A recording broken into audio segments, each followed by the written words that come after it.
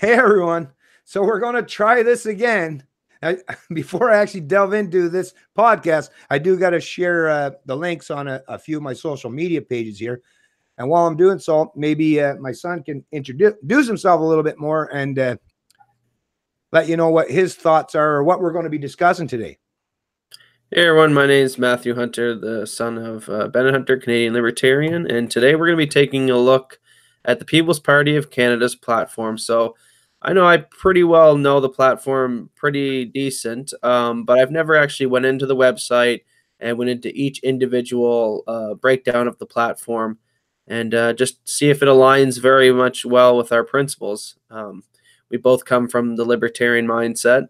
You could even take it to the step further that we might consider ourselves anarcho-capitalists, but I'm more of understanding that you kind of need to play in the political realm to have any kind of success in this world. So let's take a look at this platform today. I know that's who I'm going to be throwing my vote to in the next election, which will actually be coming up pretty soon, if I'm not correct. And we'll, like I said, we'll see how much these principles or this platform aligns with our principles. Other than that, we might get into some media bias, which not a hard topic to talk about since there's so much of it today.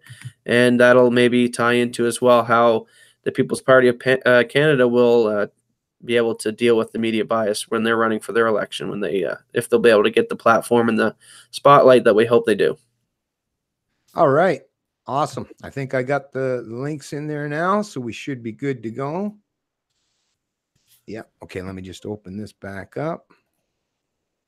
Yeah. So, folks, as you probably realize, I had to do a little bit of jigging, I guess, to try to get my setup. And hopefully this is going to work out better this time. I've got everything hardwired. I've got new software updates. And like I say, I've tried to make sure I've dotted all the I's and crossed all the T's this time. So hopefully this is going to unfold a lot more smoothly than the first attempt, which once again, sorry about that, everyone. It's just an unfortunate situation when you're starting to do new ventures and new setups and systems and all this stuff. And then of course, introducing someone else in the equation. There's a whole lot of things that you got to take into account before you start doing this. And because we do it, live, right? And on the fly, yeah, you get to see some of that sausage making happening in real time, right? So it's not the prettiest sight. Hey, once again, at the end of the day, if this one works out, well, we've solved the problem, and then everything going forward should work out much more smoothly. But yeah, let's just dive right into this here, as Philip DeFranco would say, right? But yeah, we're going to be talking about the PPC platform. And the first thing I'm going to be looking at right here now, once I start pull up the platform, is the very first part of the PPC's platform. If you're on their page, peoplespartyofcanada.ca, by the way, you'll see if you go under the section for their platform, is Unleashing Canada's Potential. And once you click on that link and you see there's a bunch of subcategories. So you got equalization is unfair, scrap the carbon tax, end all barriers to trade between provinces. That's actually a really important one as well. Permanently expand the accelerated capital cost allowance to all sectors and aggressively pursue free trade deals. Eliminate all corporate welfare. Yeah, that's another important one. Drop corporate income tax from 15 to 10%. So it'll make us much more competitive out there on that big economic landscape, because we're seeing a lot of players around the world that are stepping up and trying to eat our lunch, or not just make it, but eat it for us, right? So we definitely have to be more competitive, especially for the younger generations today. We don't want our younger generations to be straddled or strapped down with a bunch of bureaucracy or regulations that will prevent them from competing in that market, right? Because that's the thing in the world. Like we're not fans of globalism, but there is a big globe, there is a world out there, and to be competitive in that environment, you have to have the least amount of restrictions on the entrepreneurial class, the up and comers in any country. So actually, I'm going to start out right now. Just go to the first one, which is equalization is unfair. I'll just talk about it a little bit, and I'll let Matt respond and say what he's got to say as far as that. And I will say, from someone, I mean, I'm a New Brunswicker. Like, I was born and raised in New Brunswick, and I will say the equalization payments, as much as it sounds good in theory, right? In theory, it sounds okay. So the people that are more prosperous in other provinces or jurisdictions in this country. So let's say like Alberta, right? Or BC, where there's a lot more economic activity and more viable economic prosperity out there. Well, the whole suggestion is to transfer some of that wealth to the have-not provinces. But I mean, that works out basically as you see it, because I mean, the evidence is in. This is something that's been happening for decades. So it's not something that we're speculating on. The evidence is in. And what you see is the east coast of Canada, which are recipients time and time again, year after year after year after year, constant recipients of that forced wealth or income redistributive model, which is the transfer payments. Well, what has happened is the political class and the corporate class, the people or the entrepreneurs, the business class, they've become very complacent with getting their handouts from someone else. So they're unwilling to step up the plate and be those types that have that entrepreneur mind or zeal that they want to, create more prosperity. Well, if they can be fed, like if they can get by comfortably, maybe not, an exceptional rate, but if they can get by comfortably, then there's no incentive for them to step up the plate or heighten economic activity. And I've seen the consequence of that has been since I was a kid. So I remember back when I was just a young man, like, before I even reached double-digit ages, I remember that most of the communities, the small rural communities, were very much viable, and very vibrant, very closely knit, but they had like a particular industry, but there was lots of economic activity that was sustaining for that particular community, and they traded in next communities. There was lots of economic activities that if you go to those places today, if I go back to New Brunswick today, which I do all the time, I see that most of those industries have been completely hollowed out. And now, because there is no that entrepreneurial zeal or that ambition has been wiped out because of these transfer payments, there's nobody that seems to want to go back to that place and, of course, add into the bureaucracy. That's another aspect of that too. But with these transfer payments, well, it's just like if you had a child and you just kept giving them money anytime they wanted without them having to work for it, or a welfare recipient, just a single individual or a family individuals. If you become totally reliant on someone else for your economic prosperity, well, it does destroy your incentive. Now, because we're individuals, it may destroy particular individuals' incentives worse than others. Some people there might be a small minority of people that might be ambitious enough. I mean, I'm from New Brunswick, but I chose rather than just, live on welfare or just try to get by. There are people that will strive and thrive to achieve some amount of success. But the overwhelming majority of people, it has, at least you can say, degraded the incentive structure, which would have created a much more economic, viable portion of this country, which is the East Coast. And then, of course, you got the politics that plays into it. But yes, transfer payments, to me, this is something that is, just like I suggested or alluded to earlier. If you had a kid that didn't want to leave that basement, right? Well, you gotta pull the purse strings back. You're gonna have to stop supporting them, because where's the incentive for them to step out of the basement and be ambitious or go out and get a job if you're going to take care of them for all times, right? Well, it's the same thing in transfer payments. Where's the incentive? The incentive structure does have to be changed and shifted in this country when you're talking about the transfer payments in this country.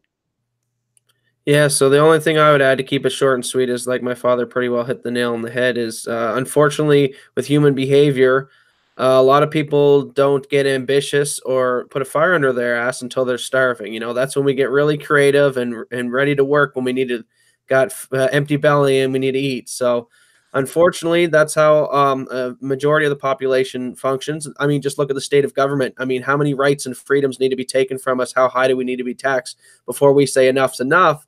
So humans take a lot and they get desensitized. So if you start helping other provinces out and bailing them out, it decentivizes them to create their own industries and survive on their own. So like my father said, that's pretty well to sum it up. That's just not a good thing to do. Let's let everyone hold their own footing. Right on, Matt. And actually, now that I'm looking at that second one, that's another, I'm pretty sure a big fan favorite, especially if you pay attention to my videos, is scrap the carbon tax. I mean, come on. Actually, you know what? I'll let Matt take the lead on. If you want, Matt, if you want to take the lead on the whole carbon tax thing, I'm not sure if it's something that you're in touch with a whole lot. Do you want or do you want me to go ahead? I'll take a little dab at it. Yeah, I don't dive much into the whole climate change thing, so I'm not super educated on it. I can concede that yes, we do pollute the earth. I mean, if you just look in the ditches in your local communities. You go downtown to the inner cores where a lot of these homeless people are. You see garbage and stuff on the street. You see trash in the oceans. So I understand completely. Yes, there is pollution out there, and yes, we need to be more friendly to our earth to keep things functioning, because Mother Earth is what we need to exist. But I'm not of the mindset that, hey, let's just throw bags and bags of cash at the government to fix this problem. I understand this is why we come from the libertarian philosophy and the platform that we do, that government is inefficient. So let's tackle these things in the free market rather than government wasting our money and creating more bureaucracy and more stuff like that. Maybe they will decrease pollution by a little bit if we throw them billions and billions of dollars, but it wouldn't be as effective as the free market. So the carbon tax, I'd always taken that approach. Whether they're right or wrong about it, let's not give government more money to waste. Let's let the free market figure it out and be less polluteful. Yeah, no, exactly. Well, I mean, if you look at Western, well, especially Western societies as far as North America, the reason why, this is actually the funny part is, well, funny and disturbing at the same time, is the reason why we have so low pollution is because we've outsourced a lot of the economic activity as far as, industrial aspects or manufacturing to, places such as China. But when I hear our politicians talk about how we should be taxing, the Canadians or even the Americans or a lot of these Western countries, I just can't help but think, but we've done mostly the right things as far as trying to clean up. I mean, technology and innovation and creativity. I mean, the entrepreneurs, the business class has already shown time and time again through many times in history that they have the ability. If they're unfettered and unrestricted, they have the ability to rise to basically any economic or environmental challenge that they've been presented, if it's feasible, if it's even humanly possible. The entrepreneurs, like I say, and if they can do it in a profit-driven model, right? That's what the capitalism is all about, is you can do these things, but you're not just going to do it as a means to just give up, your money freely for something that might not be proven beneficial down the road. So there has to be a cost net analysis, and there has to be something that's driven by profits, because without profits, once again, you don't have the proper incentives. And because of the fact that, well, I mean, Canada is the most perfect example when I hear, I would be more than willing to help, like I say, if I was concerned about pollution, it'd be like China, India, some of these emerging countries, places around the world. These are people that need to learn to adopt more modern, advanced technologies and resources as a means, so they don't have to go through the same kind of long transition from the industrial area to the modern tech era as Western societies have. We can afford and invest into these countries around the world that can help them go through that process much quicker, so that they don't have to, do 50 years of using coal. So we can help, but that, once again, that's private investment. And that is where the proper incentive structure lies. But when I hear these politicians talking about in Canada how we have to, shoot ourselves in the foot or keep making the cost of everything that we consume more expensive as a means to pay for this. No, listen, this is an investment-oriented initiative, and the investors will know if it's proper, if the incentives are there, they will. Right. And look at today. We already see, look at the cars today, I mean, especially for the younger people out there. Have you seen the exhaust smoke that comes out of both the cars and the trucks today compared to when I was growing up? Right. I mean, we've come a long way. And what it is, once again, because it was driven by that profit motive. So you give the business class a reason where they can strive for that kind of to attain that kind of success as far as decreasing their output as far as pollution. But if you give them a cost basis analysis and a profit driven motive, they will do it inherently. But if you tell people you just got to do it because we're going to take a bunch of money from you, you're going to have a really difficult time trying to get people to get on board and adopt these kind of practices. Although I think, like I say, most people will adopt better business practices, not just for their own health, but for the health of, let's say, their community, their country. So you don't need, as Matt alluded to earlier, you don't need a top-down authoritarian structure as government, which is, once again, they're just picking winners or losers in the economy, taking a bunch of your income and putting it where they deem it's most worthy. But how many times is government proven to be, as Matt alluded to, inept and inefficient as far as being able to do that? No, the free market, I place my faith and my trust in you as the individual to, for the most part, make the best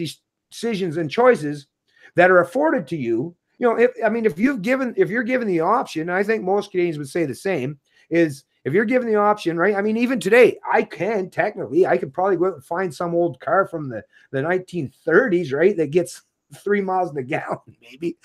But I'll actually choose to buy a modern advanced vehicle, and I'll do that, and I'll spend more on it because I know there's a whole lot of extra things that I gain in a positive manner as a result of that. And one of them happens to be that they're much more efficient and much more reduced as far as their emissions. So the incentive is what it comes down to at the end of the day. And that's pretty much all economic decisions. Top-down authoritarianism doesn't work. But if you give people the proper incentive structure, whether they're the consumers or the people in the business world, you'll see that this will not be a problem. And like I say, it's not Western countries that you need to concern yourself with. It's a lot of these emerging countries or third world countries. And once again, that's just a matter of them getting them up to speed as far as, innovation, creativity, and modern advancements in technology. Yeah, so I think you pretty well covered the carbon tax. It's pretty basic, another tax, and we don't like tax as a libertarian. So, Yeah. next one on their platform is end all barriers to trade between provinces. And they also have below that a couple down, aggressively pursue free trade deals, which I think I'm going to now tackle this one, and also can combine both of them, whether it's free trade between the local provinces or free trade between the globe. It's all the same thing. And, we enjoy free trade, and it's very, free trade is just a common sense thing, and what the free market is both, it's a win-win scenario. So you cannot have a scenario in the free market in which one person is getting shafted, obviously, because there's no force or coercion in the interaction. So you have a product or a service I want to buy, and you sell me that because you can profit from that. That's free trade. It's that simple. Now, you don't get that with government intervention, whether it's taxes and all the things that they levy. When you're dealing with government and you're buying services, or not buying services, but you're paying for services through taxation, through government, it's not a win-win scenario. And how I explain this to people, even the lefties, is all across the political spectrum, whether you're a far leftist or a far rightist, you can agree at some point your taxes aren't being spent exactly where you want them to go to. If you're on the far left, maybe you're anti-war and some of your money is going to fund wars. And you're on the far right, maybe you're anti-welfare and money is going to fund welfare. So you can see everyone on the spectrum can agree at some point their taxes are being spent where they don't want to. And we don't think that should be the choice. We don't think you should have to pay for things that morally or even just you just don't feel like you need to pay for them. Maybe you're paying for schools and you have no children, all that kind of those arguments. So we want free trade. We want win-win scenarios. It's the best ethical trade, and it's the best moral trade between two individual human beings. And it's the best one because it's win-win versus a win-lose scenario. And obviously, why would we be taking that approach on the global or local scale? We shouldn't be competing with provinces and other Canadians. We should be encouraging each other. Yeah, well, I mean, the big thing that I'm automatically you can go ahead. The big thing I automatically think of when you're talking about the interprovincial trade barriers is Mr. Cormier was the recent example. What was it, last year? He was in the papers and talked about by all the media pundits there about he had stopped and grabbed, what was it, like, I don't know, 14 cases of beer or something in Quebec. I think he was from New Brunswick, and he was traveling back to New Brunswick, and he stopped in Quebec and picked himself up, I think, 14 cases of beer, make sure he had stockpiled enough, because he realized that, NB liquor, very expensive. And because, once again, because in Canada, we have all these government monopolies that control so many areas of the economy. And when you're talking about just liquor or alcohol in one form, that's the thing. I mean, as a New Brunswicker, like I said, once again, I go back, and everyone that I know, whether they're truck drivers or people that just have traveled, west for jobs or to visit relatives or family members, everyone knows that, you stop in Quebec and get some beer before you head back to New Brunswick, because New Brunswick's way more expensive. That's the problem. See, it's the same. Think about it. Same product. So, if you're a Budweiser man, or if you're a Canadian guy or an Alpine or Schooner, whoever you are, right? If you stop and go, why is it so much more expensive? Well, as you probably know, if you're Canadian, if you got a pulse, if you're alive, a lot of it is because of taxation. It's not because that beer is that expensive. It's because the government, whether it's the local or the provincial or the federal, they're taxing the living crap out of it. And that prevents, a certain kind of profit margin from actually happening, which prevents actual competition. Because if the government's going to make the price overinflated, well, then it's just a matter of, oh, how much more inflated of the price are we choosing, right? So in a province of New Brunswick, well, you're stuck that, well, unless you want to travel, hundreds of miles, unless you're happen to be going there yourself. Like I said, if you're traveling outside the province, you'll do it, but you're not going to travel hundreds of miles to seek out to get a better option for your, if you want to buy a case of beer. But if we actually function under a free market type of environment where there was no barriers to trade in the provinces, well, the people in Quebec, or if there was an actual private market, you could just buy the beer, set up, a liquor store or a beer store somewhere, and have your prices at much lower prices than, let's say, NB Liquor. And think about how many people would frequent NB Liquor if there was such thing as, a private market for alcohol or liquor consumption in New Brunswick. NB Liquor would cease to exist almost instantaneously, because no one is foolish or naive enough to overpay for any particular product or service. Most people will look for the best deal they can find. But the problem is today we have the best deal you can find is using, once again, always the pretense of some government intervention in the economy that's overinflated the actual price of the commodity or the product that you're choosing to consume. That's where and that's just the alcohol. That's just, like I say, because that's a story that a lot of you are probably familiar with. But that's just one thing. Think about all the other things that we consume. If you had some actual interprovincial trade and some competition, think about what competition always does. Competition always raises and elevates as far as quality and quantity, but it has that amazing other reciprocal effect, which is usually reduce the price. Because if you're competing for people to consume your product, well, one way you can get them and lure them to your product is to reduce the price. So yes, interprovincial trade barriers should be reduced and ultimately eliminated. I mean, this is Canada. We're supposed to be a federalized country. And if you have a federalized country, and actually that would be perfect example that would help us with the pipeline stuff too, right? Or being able to get, actual market prices, or being able to consume, we've got lots of oil in Alberta. If we had some actual, trade initiatives in Canada, we could get these pipelines built. We could have the refinery in New Brunswick, the Irving refinery, doing the value added aspect of the oil extractions by refining it and actually selling it to the Canadian people on the East Coast. Plus, it would create jobs. Yes, this is something that I think is definitely very important. And really, if you think about it, you don't have to do a whole lot. Just stop people from having this kind of cronyism or intervention in the economy. Just allow some free markets to flourish, even just within our own country, and you'd see there'd be some serious economic prosperity. And I bet there'd be a whole lot of Canadians that would benefit as a result. And speaking of cronyism, and one thing on the People's Platform that all will enjoy, especially those on the left, who I hear, even the Bernie supporters there in America and the far left and fringe like that, always spewing end corporate welfare. And this is one area in which libertarians and people on the left, we all agree with. Corporate welfare, I mean, I'll give you another example here, a real one in Canada. Why were Canadians bailing out the automotive industry? GM and Ford was the only one that didn't, and then Dodge took a bailout and all that kind of stuff. Same with the banks and everything. Your average mom or pop, or you have your own local business, and you run into hard times or something happens and your business fails. Nobody's there to bail you out. So Canadians know what this is like, but yet we throw all of our taxpayer dollars at these big monopoly companies, these big corporations, and bail them out. And it's not fair. Same with that's another thing probably later on in the CBC, in the People's Party platform, is defund the CBC. Same with the CBC. If businesses are doing the right job and they're helping their employees and they're providing a good productive service or product, people are going to buy that.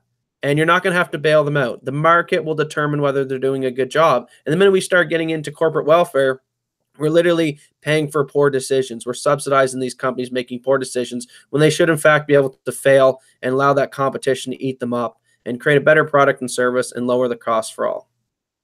Yeah. And the crazy thing, I don't think I've heard enough people express or talk about the fact that when I hear these stories or these suggestions that some of these businesses or corporations are too big to fail, listen, we have bankruptcy laws on the books for a reason, folks. the media and these establishment hacks seem to try to put forth this narrative that, ooh, like SNC Lavalin is a perfect example. Oh, if we don't protect them, oh, there could be thousands of jobs left if we don't bail them out, right? If we don't give them a get out of jail free card, or think about Bombardier, think about how many different examples. The auto industry is another perfect example. Well, if we don't do something for GM, listen, restructuring is actually a good thing. A lot of times you have to go through a hard time. You probably know this yourself as an individual. You know damn well, anytime you've had to make a better choice where you did something, much better, more conducive to be successful for your future, you probably had to affect some kind of change, right? Especially if the things you were doing in the past, fucked you up or caused you to be in some serious economic hard times, which is, like they say, a lot of these corporations. Well, once again, incentive. The proper incentive is, hey, you got to change and pivot towards a model that's much more conducive. If you want a viable business model, then you're going to have to do something that's more conducive out there. And it's not going to come from the government, stealing from the taxpayers to prop you up, because that's, once again, destroying the incentive structure. And I mean, think about how many people in Canada, whether it's the telecommunication industry, I mean, there's lots of them. I'm one person. Listen, if I actually knew that Canada was like a free market-ish, even ish, not even a fully, but at least somewhat of a free market environment, I've got lots of ideas that I'd love to, and I'm pretty sure I could convince quite a few investors that would probably jump on board to get into, challenging some of the status quo as far as like telecommunication industry, and Canadians would benefit tremendously. But because corporate welfare basically props them up, it'd be very hard to convince investors that, hey, sink a whole lot of money, right? Millions, ultimately maybe billions of dollars. But meanwhile, you're always and forever going to be left with a very, very stake or market share, because these entrenched corporations that have been lobbying government to create legislation or regulations that prevent any incumbents or not incumbents, but newcomers from challenging me or creating competition. Well, how would you do that? Well, like I say, you could have some genuine free market economy if you would end corporate welfare and corporate subsidies. And it's not that I have anything against. That's the other thing when I hear people talking about, like even Maxime, when he says that he's against supply management. It's not like I have a hate on for like people that are like dairy farmers or that grow meat or beef or cattle or all. I'm totally on board with these people, but as a matter of fact, I actually have more respect for these people than any of these entrenched political hacks, because I want them to actually function in a free market environment. So if you're a farmer or a producer in this country that does things better than maybe your neighbor, I want you to be rewarded for that. If you're more efficient and you produce more and you can sell your product on the market for a cheaper price than your neighbor, I respect you. I want you to have the ability to do so, that maybe you'll get a larger chunk of that market share, instead of you all being stuck into this box where you get a little bit here, you get a little bit here. No, I like to see some competition, because competition not only raises and elevates each individual that's competing against each other, but even in the business sense. So that business, once again, competition raises and elevates. Have you ever watched anything competitive? Well, that raises and elevates people. This supply management or corporate welfare, well, that's that race to the bottom, and that's not anywhere you want to be. If you actually, like I say, it doesn't matter if you're the consumer or the producer or even somewhere along the delivery or that trade, as far as whether it's the transportation, competition is always key for giving everyone the chance to strive or thrive, both economically and socially. Yeah, and you get rid of the corporate welfare, you're going to clean up politics a lot and take the money out of it. One of the major problems with politics, and we can all see through this, you get people like, let's use America, for example. You get all these senators and these House representatives, and they got salaries of maybe a couple $100,000 a year, but yet all of these people seem to be multi-millionaires. Let's give Nancy Pelosi, for example. She's got a salary of maybe $200,000-300,000 a year, but yet she's a multi-millionaire worth like $100 million. Same with Hillary Clinton and the Hillary Clinton Foundation. All this stuff is insider deals and lobbying for corporate welfare and for bailouts, so that they can have these protections. If their company fails, government will come in and bail them out with your taxpayer dollars, because, well, they've been bribing your politicians to do so. Also, by eliminating competition, by lobbying these politicians to create monopolies in the field of the free market. So yes, corporate welfare eliminated, and you're going to clean up politics and take the money out of a lot of that lobbying behind closed doors, and it's going to make the game a lot more efficient and a lot more better for the Canadian people. It's just common sense, and everyone from the far right, from the far left, you can hear all agree on that, and that's one area we should find some agreements and get this stuff passed and done. Yeah, actually, I just want to do two because there was the free trade agreements and the corporate taxing. Well, free trade agreements, listen, as much as I'm a big fan of free trade agreements, we still have to function in the pragmatic world. So even though people say, oh, Trump's a tariff man, right? And I'm totally against any barriers to trade. But what Trump is, this is something where we got to be more honest about this kind of approach, is we don't actually function under a free trade type of environment. There's some aspects, some underlying areas of the economy that has some free market fundamentals kind of built into it, but then you have layered on top of it bureaucracy, central planning, governments, United Nations. You have lots of interveners in there. So as much as I am a complete proponent, actually in like a utopian free market world where everyone wasn't hampered or hindered by governments or someone that had the threat of violence or force to impose their will on you, then complete free market, I would be 100% behind and support. But because, as Trump has even alluded to before, China is not a free market economy. China is a communist country. So as much as we want to figure it away, and this is what a lot of these central planners or people in the corporate world do, is try to figure out, well, even though they have all these mechanisms they use to intervene in their economy, how can we make it so that we're competing somewhat fairly? But in reality, what it is they're cheating. So, well, we should be allowed to cheat just as much, or at least equally cheat, so that nobody has an upper hand. And Trump, that's what he's basically suggesting when he's saying I'm a tariff man. It's not. I don't truly believe, and I don't know the man enough to say with 100% certainty, but I don't think he's truly the tariff man. But what it is because there is no such thing as free trade, he's looking for something that's at least kind of remotely resembling fair trade, right? And I'm totally on board with fair trade. I first and foremost would promote free trade, 100% unfettered or 100% unfettered free trade. That's what I would want. But like I said, I have to deal with the actual world that surrounds me, and the world that surrounds me has a lot of places, countries, or businesses. I mean, Saudi Arabia is a perfect example. Look at the OPEC countries, right? They literally admit that they're a cartel and they get together to fix the price of oil around the world. So we all have to function on the fact that as much as me as a libertarian or anarcho-capitalist in any way, I'm an advocate of free trade. But if my opponents or other people don't want to trade freely, then yes, I'm not going to shoot myself in the foot and give them an upper hand or an advantage over me. So I get why Trump is on this tariff train. But what it is just, if you're trying to punish me, but basically what Trump's trying to say is, you're trying to punish the American companies or the American executives or the American businesses, well, we're going to do the same to you. I'm not saying that's a great approach, folks. I wish we were actually pushing towards making free trade more accepting all around the world. But hey, if the rest of the people around the world aren't willing to do so, well, once again, I don't want to see Western countries or Western societies or Western democracies constantly shooting themselves in the foot to give their opponents, their corrupt opponents, an upper hand.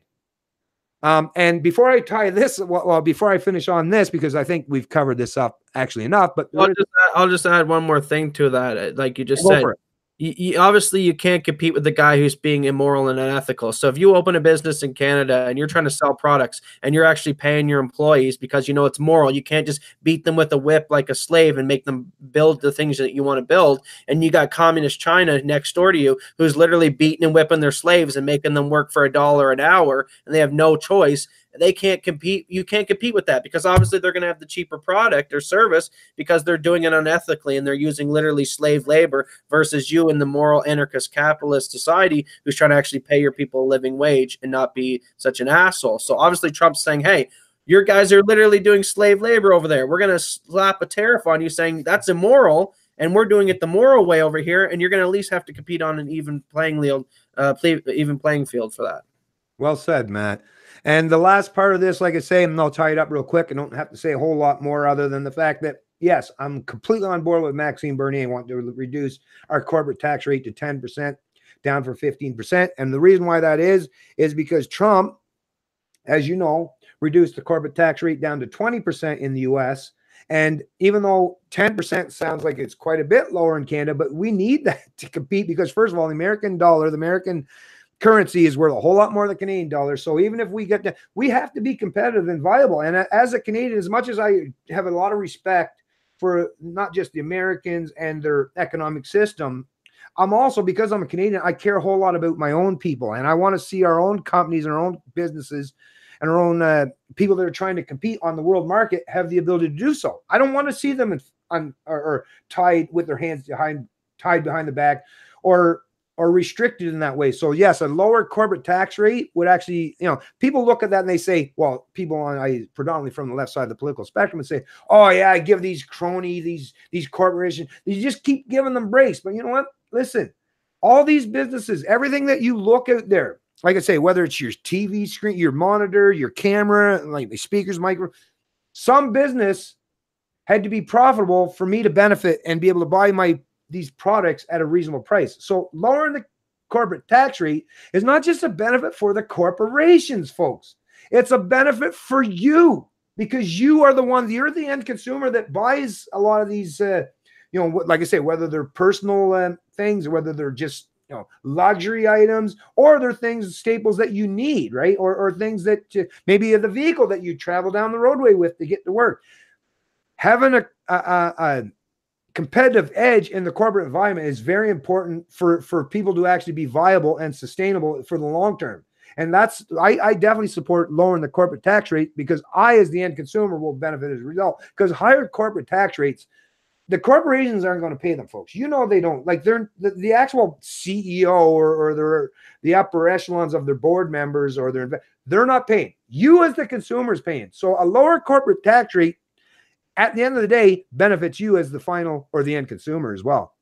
Yeah, well, those, like you said, on the left will say, oh, if you lower the corporate tax rate, you're just helping these bigwigs put more money in their pocket. And I would say to that, listen, if you don't do it, someone else is going to. So that's fine. You want to open up a big corporation or a big business. Let's say you're a GM. You want to open up a new plant to build a bunch of cars.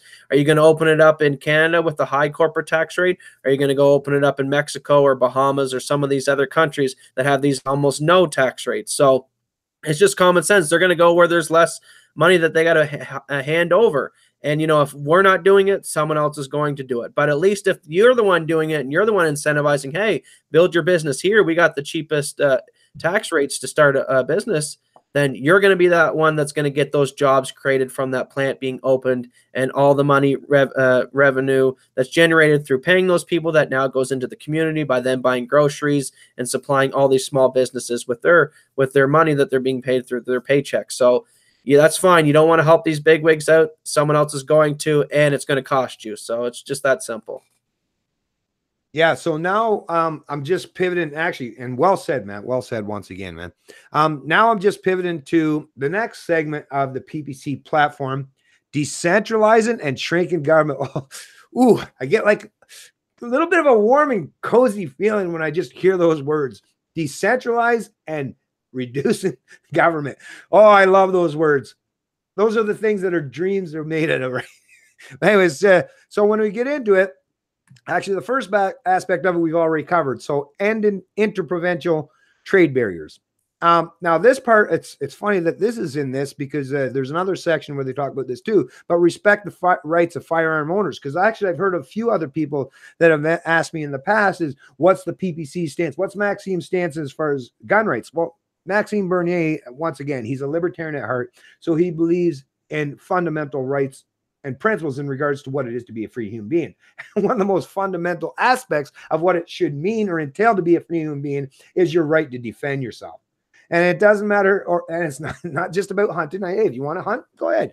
But your right to defend yourself, and it's not just from criminals or lowly actors, but it's also against whether it's foreign or domestic people, whether it's governments or corporation or anyone that seeks to impose. And this, we've seen this has happened many times in the past. We haven't seen it necessarily per se in Canada, right? We don't live under the Stalinist or the Maoist regimes or so. So you don't have the state isn't coming at you in Canada per se to use preemptive violence as a means to suppress you in the way, like I say, as some other areas in the past has happened. But it doesn't mean that it doesn't have that potential.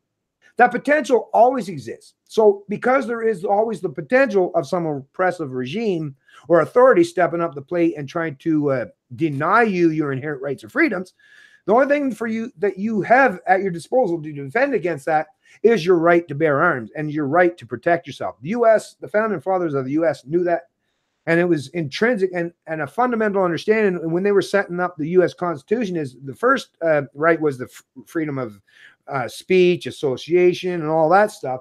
But they realized, well, that as important as that those rights are, without the right to defend those freedoms and those liberties, which is the Second Amendment, they don't really mean much. They're just words written on parchment or paper. So the defense of not just your own personal self and your well-being and your family, but the protection of your community or your country, whether they're, like I say, from foreign actors or even domestic oppressors, that is an inherent right that I think is something that's very important. And Maxime respects your right to have the ability to defend yourself. And like I say, it doesn't matter if it's an individual actor or multiple of actors or a group or a gang or an entire government. You should have the right to defend yourself. Well, one thing about Canada is, we are bigger for landmass size than the United States, but yet we have a vast smaller population. The United States has 300 and some million, and we have 30 something million. Now, a lot of Canadians live in very rural areas. I know because I grew up this way. And, some of these rural areas that Canadians live are maybe hours away from hospitals, or police response times are 40 minutes to an hour or so away. And you're living in areas where there's wooded areas where you have predators like wolves and bear and stuff like that. And not just to mention the criminal aspect of, there's criminals out there that know, hey, I can go rob this lady down the road, and I know that the police won't be here for 40, 50 minutes because their station's way up out of town because we're in this rural area. So people need the fundamental right in Canada to defend themselves. Not also there's the whole aspect that my father just said, to defend yourself from tyrannical government if that ever comes, but also the aspect of, you should just be able to have a shotgun racked and loaded in case you're way back in the woods in a cottage somewhere and a bear decides to come in and go through your trash and threaten your family. You should be able to put down those threats, or a human if it was a criminal trying to harm you or your family. And we need to have that fundamental right. It's basic. If you don't have the right to defend your life, then you're a slave. So, and Canadian gun laws are whack and they're crazy. If like a scenario I just said, if you had your shotgun just racked and loaded sitting by the door at your cottage because a predator might lurk in there one day, or an armed thug might try to threaten you or your family, that in itself is a crime. You have to have your guns stored separately than your ammo in these gun cabinets, locked up, all this stupid rules that Canada has. You can't even have the gun ready to go, and you can't even have the gun when you're traveling. If you are traveling down the road in your vehicle, I know a lot of friends from back home in New Brunswick who would be out hunting, and they would just throw their hunting rifle, with the safety on or unloaded, and they'd maybe throw it in the back of their truck or something like that. And an RCMP or some park warden roll up, and, you don't have your gun in a proper case, and it's not in proper storage, and your ammo is beside it. All these stupid rules in Canada. These people would lose their gun rights simply for just having a hunting rifle, maybe with the safety on, beside them in their vehicle way back in the woods, and completely lose the right to defend themselves for something as absurd as just having their gun improperly stored. There's also multiple scenarios you can Google and find CBC articles where there are Canadians who have intruders into their home. And there's one scenario I remember in particular where the homeowner shot his 22 rifle or whatever off into the air just to basically give them a warning shot, like, hey, I'm armed, stay away from me, I'll protect myself. And he got charged with improper use of a firearm and discharged it the wrong way. There was also another scenario where a homeowner defended himself, shot one of the perps, the other two got away unharmed, and he was charged with manslaughter. So People's Party of Canada is there to protect you as an individual. And thank God that finally he wants to rewrite these Canadian gun laws where you can actually defend you and your family like you should be able to, just like any animal in the animal kingdom will do. If you go out there as a human being and you go mess with a baby squirrel, mama squirrel is going to come there and try to bite you, knowing that you're 10 times the weight and mass and could squish this little creature. It's a fundamental behavior as in the human species and throughout the animal kingdom to want to defend yourself and defend your family. And we've been stripped of that. And we're human beings. It's absurd. Yet you see it in the animal kingdom. It happen every single day. But as a human, don't dare want to protect your family or your baby in Canada because you'll get charged with manslaughter. Another excellent point, Matt. or a lot of excellent points you made there. And the next part is something with me being a father really kicks off and hits home for me, which is, let me just read it here. Balance the budget within 2 years of taking power. And a lot of you out there that pay attention to my videos know damn well I've said, and I've made many videos in the past, that this constant intergenerational theft, and this is something that I try to talk about a lot. I don't want to make most of my videos about it, although it's something that weighs heavily on my mind and my heart, because yeah, this constant, when I see it there today, whether it's the Trudeau Liberals or the Conservatives before them, bailing out, like I say, the banks or the auto sector, every time they increase the debts or deficits in this country to the point where, like I say, when you look out there today, you're not being taxed enough, not even close to pay for this. Well, that's why the debts and deficits continue to increase. If the math was proper, you would see these shrinking. But the math, like I say, math doesn't lie. Politicians lie. Math doesn't lie. Math says that even with all the taxation, and think about it, everything that you do, every purchase you make, unless it's in the black or gray market almost, it's being taxed, right? So first they take a certain portion of your income. They plunder a certain particular portion of your productive income. They take that first and foremost before you even get yours. And then every transaction afterwards, they're taxing all of that, your property tax. I mean, think about the myriad and the many ways that the governments, federally, provincially, or locally, tax your livelihood and your income, which is confiscation. Basically, they demand, they basically, it's theft. Taxation is theft, or extortion, as some people allude to. But even with all that theft, the debts and deficits continue to increase, which tells you this is completely and wholly unsustainable. And the only reason why they're getting away with it is because they're now forcing and thrusting these unfunded liabilities or these debt obligations or these deficits onto the unborn. And the reason why they feel comfortable with doing so is because, guess what? People that are unborn, or people who are unborn, or the younger generations. Now, my own son, he actually does work for a living, so he knows this intrinsically because he's, once again, already realizing that he's on the hook. But if you're one of these young people today that don't work for a living, maybe living in your parents' basement, or some of these younger, like the Gen Zers that just aren't quite of that age yet, or even the ones that might come after them, none of those people truly realize that all these unfunded liabilities and these debt obligations are being thrust upon these young people. And why? They weren't the ones that got to benefit as a result. Right? The boomer generation for 3+ decades at least have benefited tremendously because they were the ones predominantly that voted for these big government initiatives and these social safety nets or programs.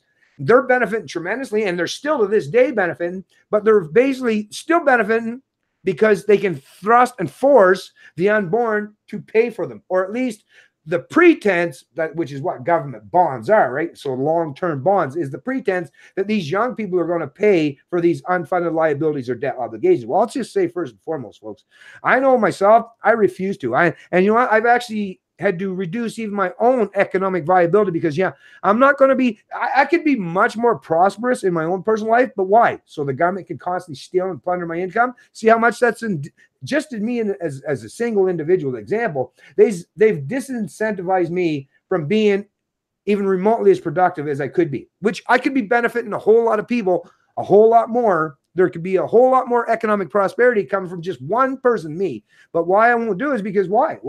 For the government to constantly steal and squander and piss away, or use the money they steal from me to oppress me. Same with my kids or my I don't have any grandkids yet, but I expect my sons will have grandkids at some point in time. And I don't want to see them economically enslaved to pay for the entitlements of not just me, but my parents' generation, right? Well, why? Where does that make any sense? So for Maxime Bernier, and people don't even really take a whole lot into account when you say, if he says he's going to balance the budget in 2 years, that means, yes, that means a whole lot of people that have gained a whole lot of benefits through the government are going to suffer.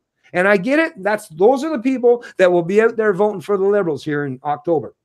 But you know what? Even those of you who are benefit from the economic enslavement of future generations, even you should start thinking a little bit longer term than just getting yours in the here and now. Because as I've said in many times in the past and other videos, is we come in this world dependent wholly on everyone else around us, and you leave the world the same way. So if you want to economically enslave your future and successive generations, well, I guess if you still have that kind of political power because you're a huge cohort, if your population is big enough to keep that majority going, well, you can do it.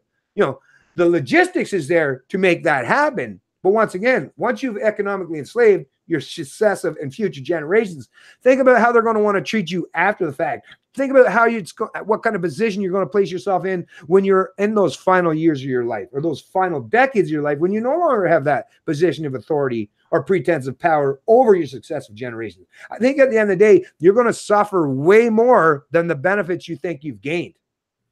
Yeah, and my take on it is I always thought as a human being, one of the most fundamental things we should all focus on doing is leaving the planet in a better place than what it was left to us. That's always a thing talked about, and it's just that simple, because the planet was left to you in its state.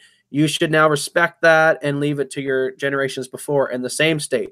Well, any one of these people who make any arguments when you say you want to balance the budgets, that it's going to hurt them in the here and now because they won't get as many handouts and stuff like that from the government, from all these liberal spending policies. Well, you know what? Shame on you. It's selfish acts because, like you say, I don't want to suffer now, but I'm going to put the suffering to the ones down the road. So you're going contradictory to the basic principle that we should be following as humans, which is leaving the world in a better state. And also balancing the budget. I lost my train of thought. You can continue on with it. That's all right, Matt. No, but obviously, I mean, every Canadian out there, like I say, no matter what demographic you come from, whether you're male or female, it doesn't matter. At the very least, yes, like Matt's alluding to, the golden rule. I think most of us were raised to understand that, yeah, you treat people with the same kind of respect or the way that you would want to be treated yourself. And especially when you're talking about successive generations, and in particular when you're talking about government, because bonds, right? Government bonds, government issued bonds is basically a way to economically enslave future generations and benefit in the here and now as a consequence, as a result. I remembered my point now. Okay, go ahead, Matt. So I like to always, when I'm explaining these things, bring them down to the more micro level for people to understand. So most of people listening to this probably owns a credit card, right? And, balancing the budget within 2 years, like Max saying wants to do with the People's Party of Canada, you as an individual can't go into your local credit card when it's racked up. Let's say you got a $5,000 limit and you got that baby racked up right on the $5,000 limit line, and each month keep going to your bank and be like, can I up it to 10? Can I up it to 15? The bank's going to tell you, no, you're not paying your bills. We're not just going to keep giving you credit through infinity because obviously you're not responsible and you're not paying down your debt. It's the same with the government. How is it that like you say, in the individual level, you can't go out there and do this, but yet the government each year can constantly, without your consent, inflate the national debt by billions and billions of dollars? It's insane. If they can't pay the current budget and they can't budget this stuff, how is it legally allowed to just continue to get more and more in debt? It's unconstitutional. It's illegal. They shouldn't be allowed to do it. The same way you can't do it as an individual because it's not smart financial decision making. It's just that simple. Yeah, no, like I say, to me, it's one of the most devastating aspects of our current political and economic environment that we function in, because even historically, until fiat currencies became completely severed from any commodity that had the ability to restrict the ability to print it. So, prior to 1971, before Nixon took us all off the gold standard, well, the U.S., because the U.S. is the world's reserve currency, so every other currency around the world basically functions under fully fiat system, but in reflection and conducive to the fact that the U.S. currency is that measure of value and worth around the world that every other currency measures against. But once he removed the ability to prevent the money printers from being able to print that money, basically however they see fit, when gold was still tied to the U.S. currency, well, the minute the government decided they wanted to print or stimulate the economy, well, you'd seen that the price of gold would rise dramatically as a result, and that would be that safe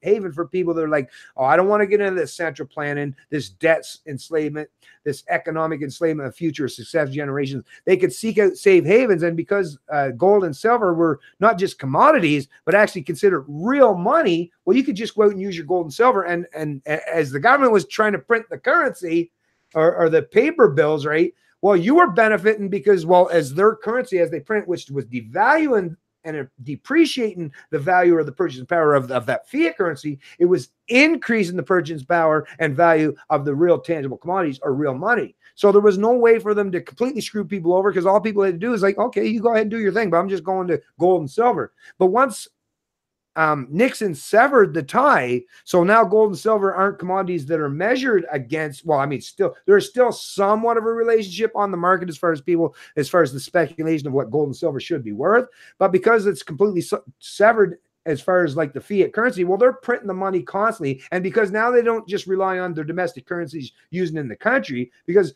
if the trillions of dollars, if the $4 trillion that the Federal Reserve, when they printed for QE1, Q2, Q3, if it was all spent in the American economy, inflation rates would be so high, well, we'd already know that the system is done for. But because they can spend all that money and squander it into different areas around the world and spread out that wealth redistribution on such a scale, it's that death by not just 1,000 cuts, by a death, but a death by billions of cuts. And those little tiny billions of cuts are so tiny for each and every one of us, is like, that's nothing. But if you take even like a penny, right, from a billion people, well, that's what, 100 million people or $100 million. It's a lot of money, right? I think I've done the math. but you know, so central planners have figured a way to like take small little bits of our income on a continuing ongoing basis. So that's another aspect of inflation. So when they say inflation, actually our economy is genuinely and naturally right now, without central planning stimulus or these ridiculous low interest rates or a constant trying to prop up the economy, actually we'd be into basically what Japan went through for the last 30 years. We'd be into recession type territory where our economies would be actually constantly shrinking little bit by little bit by little bit. But that deflationary aspect, that doesn't necessarily mean a bad thing, because that also means the price of things become cheaper over time. But central planners, they don't want prices to become cheaper. They don't want the GDP to shrink, right? They want to constantly keep that bubble inflating. So when they're talking about inflation, they're stimulating inflation. And they admit it. Stephen Polis has admitted it. I've covered this in past times in the video. He's admitting that they're basically trying to falsely stimulate so that we have 2% growth. So they're trying to present or put forth the notion that we have 2% inflation when in reality there isn't, but they're making that 2% inflation, which if you take 2% over 50 years, that means 100% inflation, which means a doubling of the prices of the things that you consume. So if future generations are going to pay double of the things that you consume now, and why? It's not because why would it become more expensive in the future? We'd be more efficient, more innovative, more creative. You think about how much more like manufacturing or assembly lines are as far as their efficiency. So why would it be more expensive? It should always become cheaper when you become more efficient. But because of central planning, fiat currencies, and the kind of current system that we function under, the prices are constantly and forever seemingly to increasing on the things that should be going the opposite way, which would have given us more purchasing power if they were going the other way. But it's causing us to have less purchasing power today, which is why me as an adult, a Gen Xer, I can go back to 28 years or so in the early 1990s. My purchasing power in the early 1990s was much higher. Well, maybe not substantially, depending on if you take everything, the basket of everything we consume, so houses, computers, but as far as food, fuel, the staples, they become so expensive now. The only way I benefit is because the reduction in prices because of offloading of particular manufacturing in some third world countries. But inflation on the things that I rely on, like I say, the roof over my head, the lights on, the heat that keeps me warm, those things have gotten to the point where it's completely unsustainable. And it's because of this constant influx or this constant manipulation of the economy, where you have a never-ending increases of GDP and inflation that's unneeded and unnecessary. All right, so one of the last major points in his decentralizing and shrinking the scope of government platforms sections is getting Ottawa out of the healthcare system. Now, we can get in the healthcare system. So here in Canada, we got healthcare, government-provided healthcare. And a lot of places like America, they always point to Canadians and say, oh, look, well, they got free healthcare down there. Isn't it awesome? And, you know, in these Scandinavian countries, it's awesome how we got free healthcare.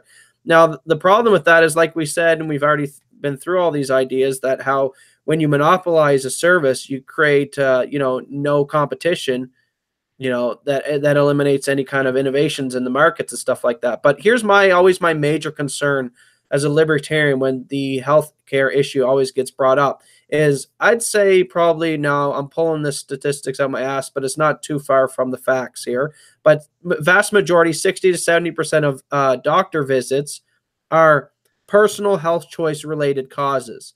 So what I'm getting at there is people that are going to the hospital because of poor decisions they've made with their health. Now, I always use this as an example to people when I'm making this argument too. If you had a neighbor and they come and knocked on your door and was like, hey, I need you to help give me money to buy me a new vehicle so I can get to and from work. And you say, well, what happened to your last vehicle? And they say, well, I didn't put any oil in it. And I come out one day and the car blew up eventually after not ever topping my oil up. Well, you would say to your neighbor, you're an idiot. You know, you got to check the oil on these things. You got to do basic maintenance. And, you know, you would be like, get out of here. Get off my front porch. I'm not helping you buy a car because you're a stupid idiot. You don't know how to put the oil in there. Well, this is the same thing with the healthcare debate. You know, why is it that me as an individual have to pay with my tax dollars for a lot of people who are sitting at home on their couches? Even me, I could take a little bit of this personality. So I got a little weight on myself, just sitting around eating Doritos on the couch, not exercising, not doing anything to take their health serious. And now I have to fork the bill for these idiots who don't keep themselves in shape and make good health decisions. And like I said, a vast majority of the healthcare visits are falling underneath that bracket there. It's a small percentage of them are actual people who things happen and unfortunate events happen to people. And in those situations, I think, you know, we could do something for those people, and charitable organizations are very good for that. You know, Red Cross and all these other things. You know, I don't think we need government involvement. We could do charities and other free market innovations. Or, you know, you could even have a hospital opens up in the free market that says, you know what, we care about the poor. So for every time you come and visit, a portion of your cost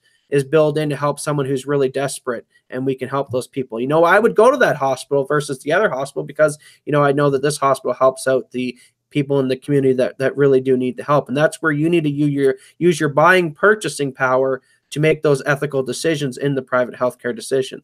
So that's how I always explain the healthcare debate was, yeah, we shouldn't be paying for people to sit on the couch eating Doritos, making poor decisions and not going out and walking. You know, I was thinking, what am I even going to add here? There's not a whole lot really I have to add into that. But yeah, well, I mean, as Matt has alluded to, once again, this is an easy thing for me because I grew up in a substantial portion of my life in rural New Brunswick. So you can see these anecdotal experiences in real life. Whereas if you go to a hospital, you know, in the big cities or something, you can't necessarily adjust your focus on how many people is there in conjunction to how many people represent the population. But in New Brunswick, yeah, I've seen it so many times. A lot of these people, because they perceive it, right? The perception is it's free or prepaid, right? Oh, I paid for it, so I'm going to use it, God damn it. So there is no like measuring of like how much did I put in and how much am I taking out, right? Whereas if it was a private provider, you would see that. And if there was an actual contract there where you were paying and based on what the amount of usage you were using, then you would recognize, oh shit, yeah. Probably, oh, I had a sneeze and a sniffle last night. Yeah, I probably could put off going to the doctor tomorrow for that because, yeah, it's going to cost me, what, $1,000? Yeah, I could probably put that off. But whereas if your presumption or your mindset is, well, I've been forced to pay for this goddamn crap, well, I'm going to use it, right? Well, then you will maybe potentially go and use it because I did a sneeze or a sniffle. Now, I haven't been to the doctor so long. I think I'm one of those people that are on the opposite end of things. And I think I got to get better at this. I never usually go to the hospital. I really should at least once in a while, right? Like even if it was coming out of my pocket, I really should at least get a physical. When I was a truck driver, actually, I didn't have to worry about this stuff because as a truck driver, you had to have a base physical done every few years as a prerequisite for you being a truck driver. But now that career has been ended, I haven't actually been so maybe I should. But once again, I even feel guilty doing so because I feel like, well, what if I'm taking away from people that genuinely need it, right? So think about, once again, the incentive structure. Once again, it always comes back to the incentive structure. So a good person or someone that's thinking morally about this is someone like myself, right? Is like, oh, I don't want to use up the system and mess people up. But then if you have the other side of that spectrum or that kind of mentality where it's like, well, I just want to use up as much as I can. God damn it, they forced me to pay for all these years. well, now they're like, well, I'm trying to make up, right, for all the losses that I feel that has come as a result of the government taking a bunch of my income and putting it for the health towards the healthcare system. So I'm going to try to benefit back. But once again, you might be taking other people's ability to have a service provide them that are really desperate. And I think about this poor lady. I was reading an article, what was it, earlier this week, actually, this poor lady that had some kind of a brain, excuse me if I botch how the whole medical thing was, but I think it was something that was going around her artery in her neck or something, piece of thing, and it was going to restrict, and it had the potential to kill this woman. But the Canadian healthcare system didn't have any ability to provide for her because there are lots of restrictions. That's the thing. People think like our Canadian healthcare system, because it's socialized, it's so great. No, there's a lot of things that actually is not covered, right? That's the thing with these socialized healthcare systems. It's the bare minimum, folks, right? And you know what? Even in a private healthcare system such as the U.S., even without Medicare or Medicaid, every doctor takes a Hippocratic oath that they're going to try to at least take care of you to sustain your life and make sure you're a viable human being and worry about the money afterwards. So, you know, even without a socialized healthcare, it's not like you're just going to be left to die in the streets, right? But in Canada, I seen this poor lady. She had to go through this shit and be turned down by the doctors in Canada, and she had to go to the U.S. And I think of people, Stephen Molyneux is another person that I know that had to go to the U.S. to seek out cancer treatment. He was cured just like this lady. It was fixed. Now they had to pay money for it, right? Because they didn't have they didn't live in the U.S., so they didn't have like an American style healthcare insurance policy to protect them. But in Canada, if we actually had a private initiative or option out there, I know myself, I would want to, because I as much as I think I keep myself in fairly decent health, just like with car insurance, there's never actually been an accident that I've had in my own car where I've caused harm to anyone else or damaged someone else's vehicle where I had to pay.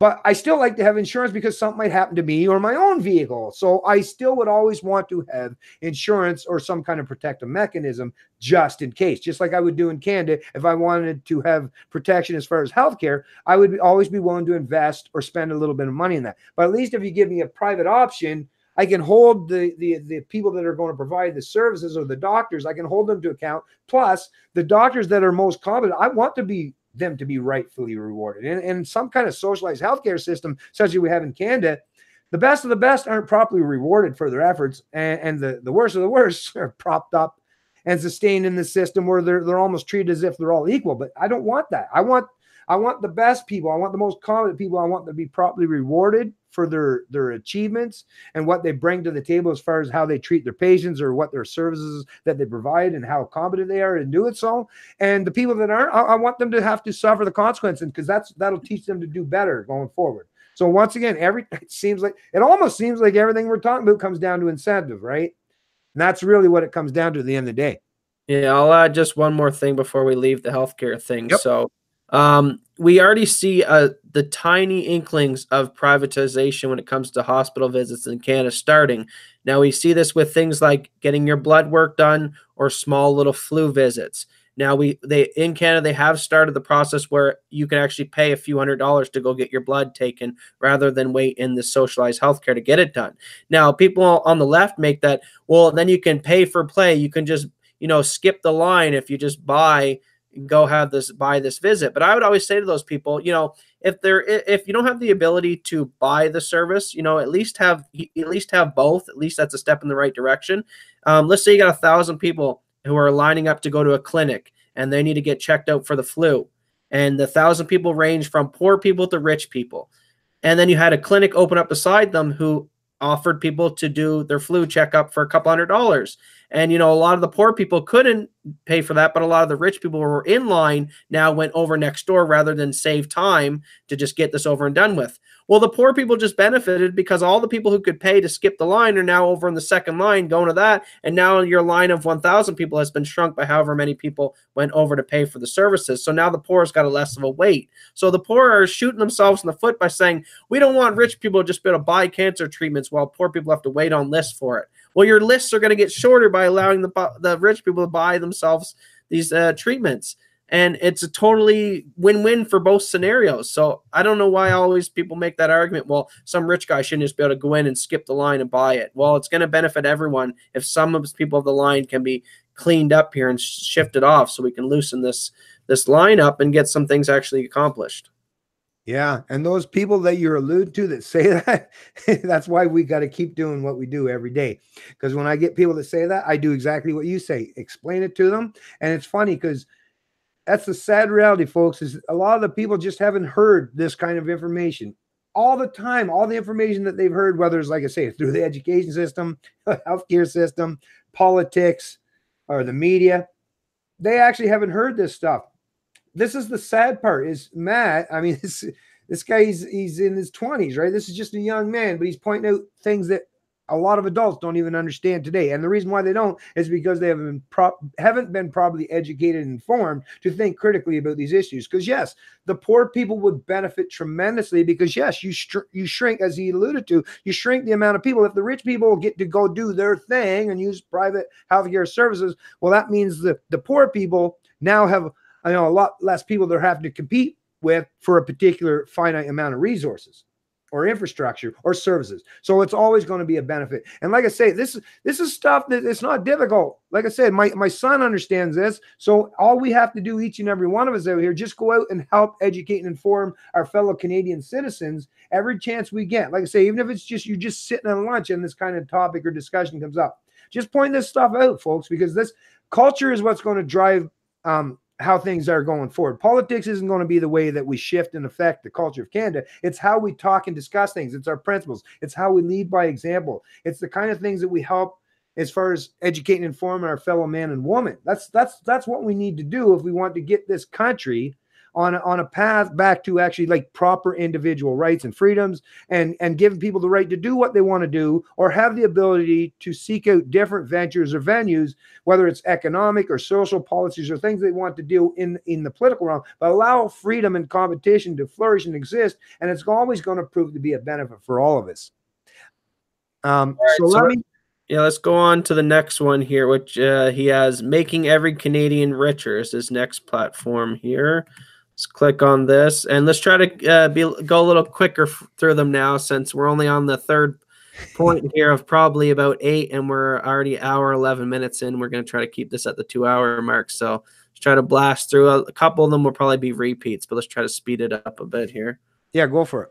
Well, the first one is kick the CRTC out of the telecom industry and allow more competition. I mean, that's just common sense. You know, you got your big Rogers, your Bell, and all these guys have a monopoly.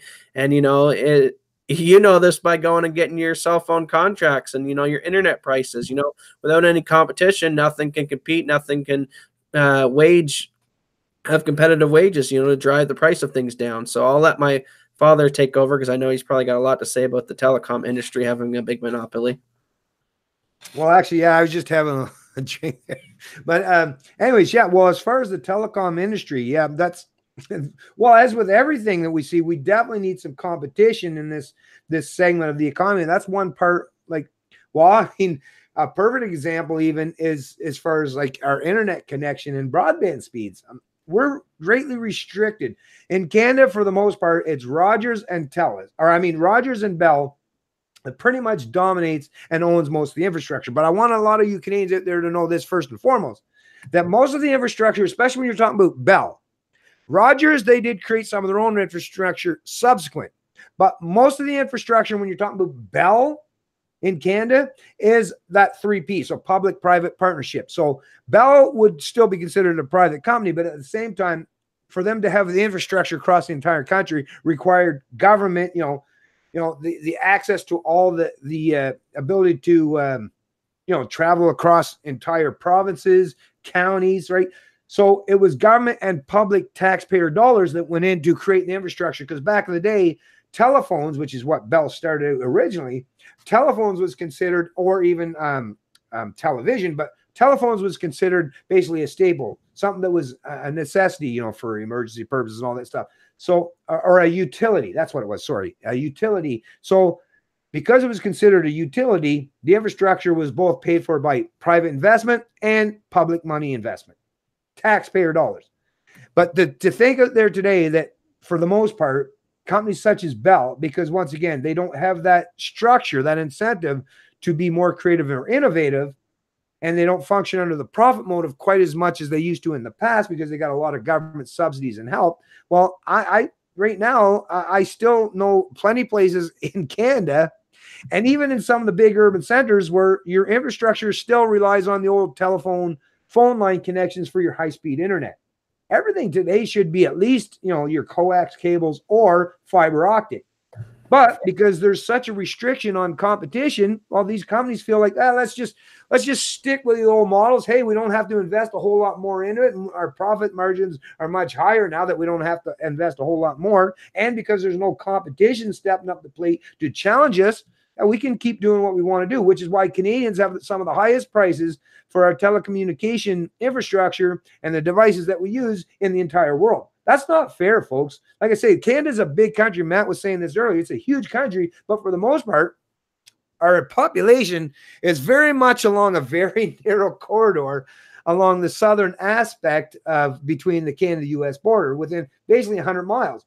So it wouldn't actually be too overly expensive, or once again, investing in infrastructure as far as satellite communication, because that should be the future, not just ground-based, land-based infrastructure, but space-based infrastructure as well. But because, like I say, they can rest on their laurels and rely on the fact that the government's going to prevent any newcomers from entering it to be a competitive model, they don't feel the incentive to invest in bigger infrastructure. Why do you think the sad reality of this is New Brunswick, where I'm at, and where my house is at, I would love to see some high-speed infrastructure because my son is actually having a real hard time getting some decent internet structure connectivity in that part of the country.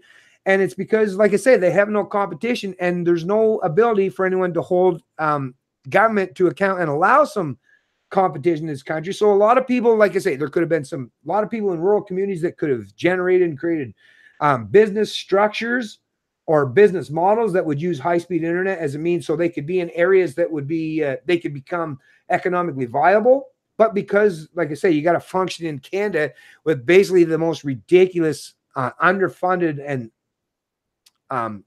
uninnovative type of structures in this country, there's people that have decided, well, I have to move elsewhere. That's a completely unfair environment as far as allowing people the ability to compete in an environment that you see all around the world. There's people now in countries, even third world countries, that are getting connectivity in much better quality than we're seeing in Canada because it's new infrastructure. But we have, what I was trying to allude to is Huawei, all right? This Chinese company that's very much tied, closely knit to the communist government in that country. We have to, in Canada, apparently we have to rely on the investment of these Huawei executives in a communist dictator type regime somewhere around the world to create infrastructure in Canada. Why is that? Why is that? We have lots of brain power in Canada or in North America. We have the U.S. right to our south, and we got to rely on infrastructure from some communist regime in China or some communist country or company out of China. Why is that? Why is that? Because they're one of those people, they're one of those corporations that I guess play the big government, big bureaucracy role. Whereas a private market investment company or someone that wanted to create a new business model, they would want to do it in more of a free market environment, which is why you're not seeing any new entrants in the telecom space in Canada, because most people, like I know myself, it'd be an easy sell to investors to create some competition to Bell and Rogers, but not when you look at the regulation or the ability for these domestic players to monopolize the industries. No investor is going to be wanting to challenge against people that have the government in their back pocket. Yeah, so basically, we could probably speed this, making every Canadian richer up pretty well here. So kicking the CRTC out of the telecom industry, that's the same. He also has privatizing Canadian Post, lower air travel costs by privatizing airports, and end supply management. So the theme seems to be privatize, privatize, privatize with the People Party of Canada. And like we've already hit this point many times throughout this conversation so far, privatizing creates more companies, competition, lowers prices, better for the consumer at the end of the day. And that seems to be the thing, whether it's Canada Post, CBC, supply management, these telecom companies, and the air travel. So we could probably don't have to go much in depth into all those points, considering we just already did. We could probably skip down into abolishing the capital gains tax and cutting the federal tax to 15% on income between 15 and 100,000, and 25% on income above 100,000. So I really like that because that just simplifies things. It's the taxing in Canada is so complicated. All these different tax brackets. You make this much, you get taxed this much, and so and so and so on. People's Party of Canada wants to make it very simple for all Canadians to understand. 15% income tax on 15,000 to 100,000, and 25% income tax on anything over 100,000. Simplify it all up. And you know what? What about those people that are making under 15,000? No federal income tax, zero. So he is helping the poorest of the poorest. You will be paying nothing.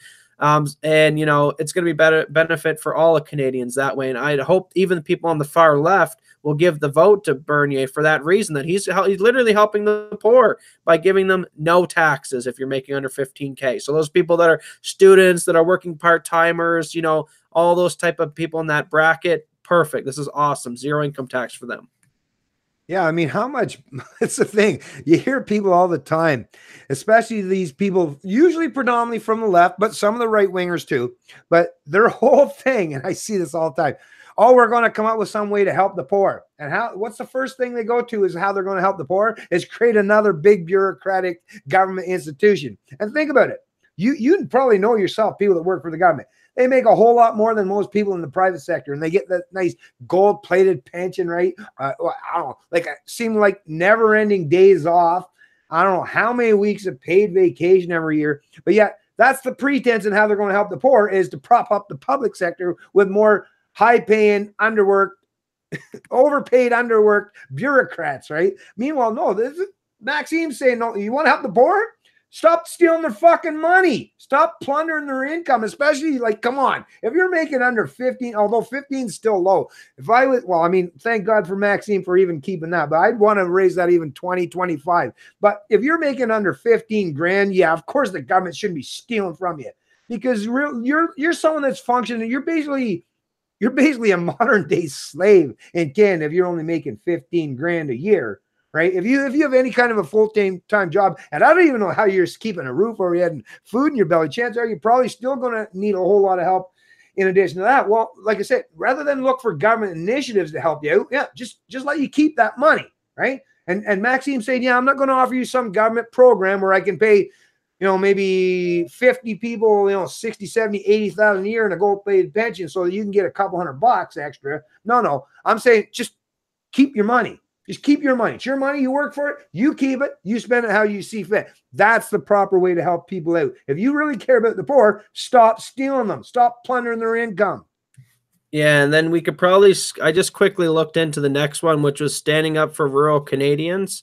We could probably pretty well skip that. I looked into it. All it basically is he's cutting taxes across the board, and, he's privatizing stuff, and he's opening up competition for all these rural farmers and stuff like that to make the more competitive edge and to be able to compete in the free market. So we could probably move into the next one, which is a big topic issue for Canada that People's Party of Canada is tackling, which is Canadian immigration policy. And I know Canadians, just like the spur and Trump in America, immigration is a huge issue for Canada. Is there something that you wanted to say there, Dad? Well, I was just the only thing I was just saying, Matt, before we actually move on, because I was just reading this rural thing myself, and a lot of it actually, I know we can just skip by it a little bit if you want, but in the way, well, stop harassment of law-abiding gun owners, spear agriculture growth through increased exports. Actually, this is something I think is quite important, even though maybe not so much for you, but I think of it because I think about it historically and because of the fact that our rural communities have been basically vacated and almost turned into ghost towns because people find their only economic viability is in the big cities. So actually these initiative as far as catering to the rural people is actually very important because that's the only thing that's going to help these small communities that, once again, like I say, 30, 40 years ago, they were very viable, folks.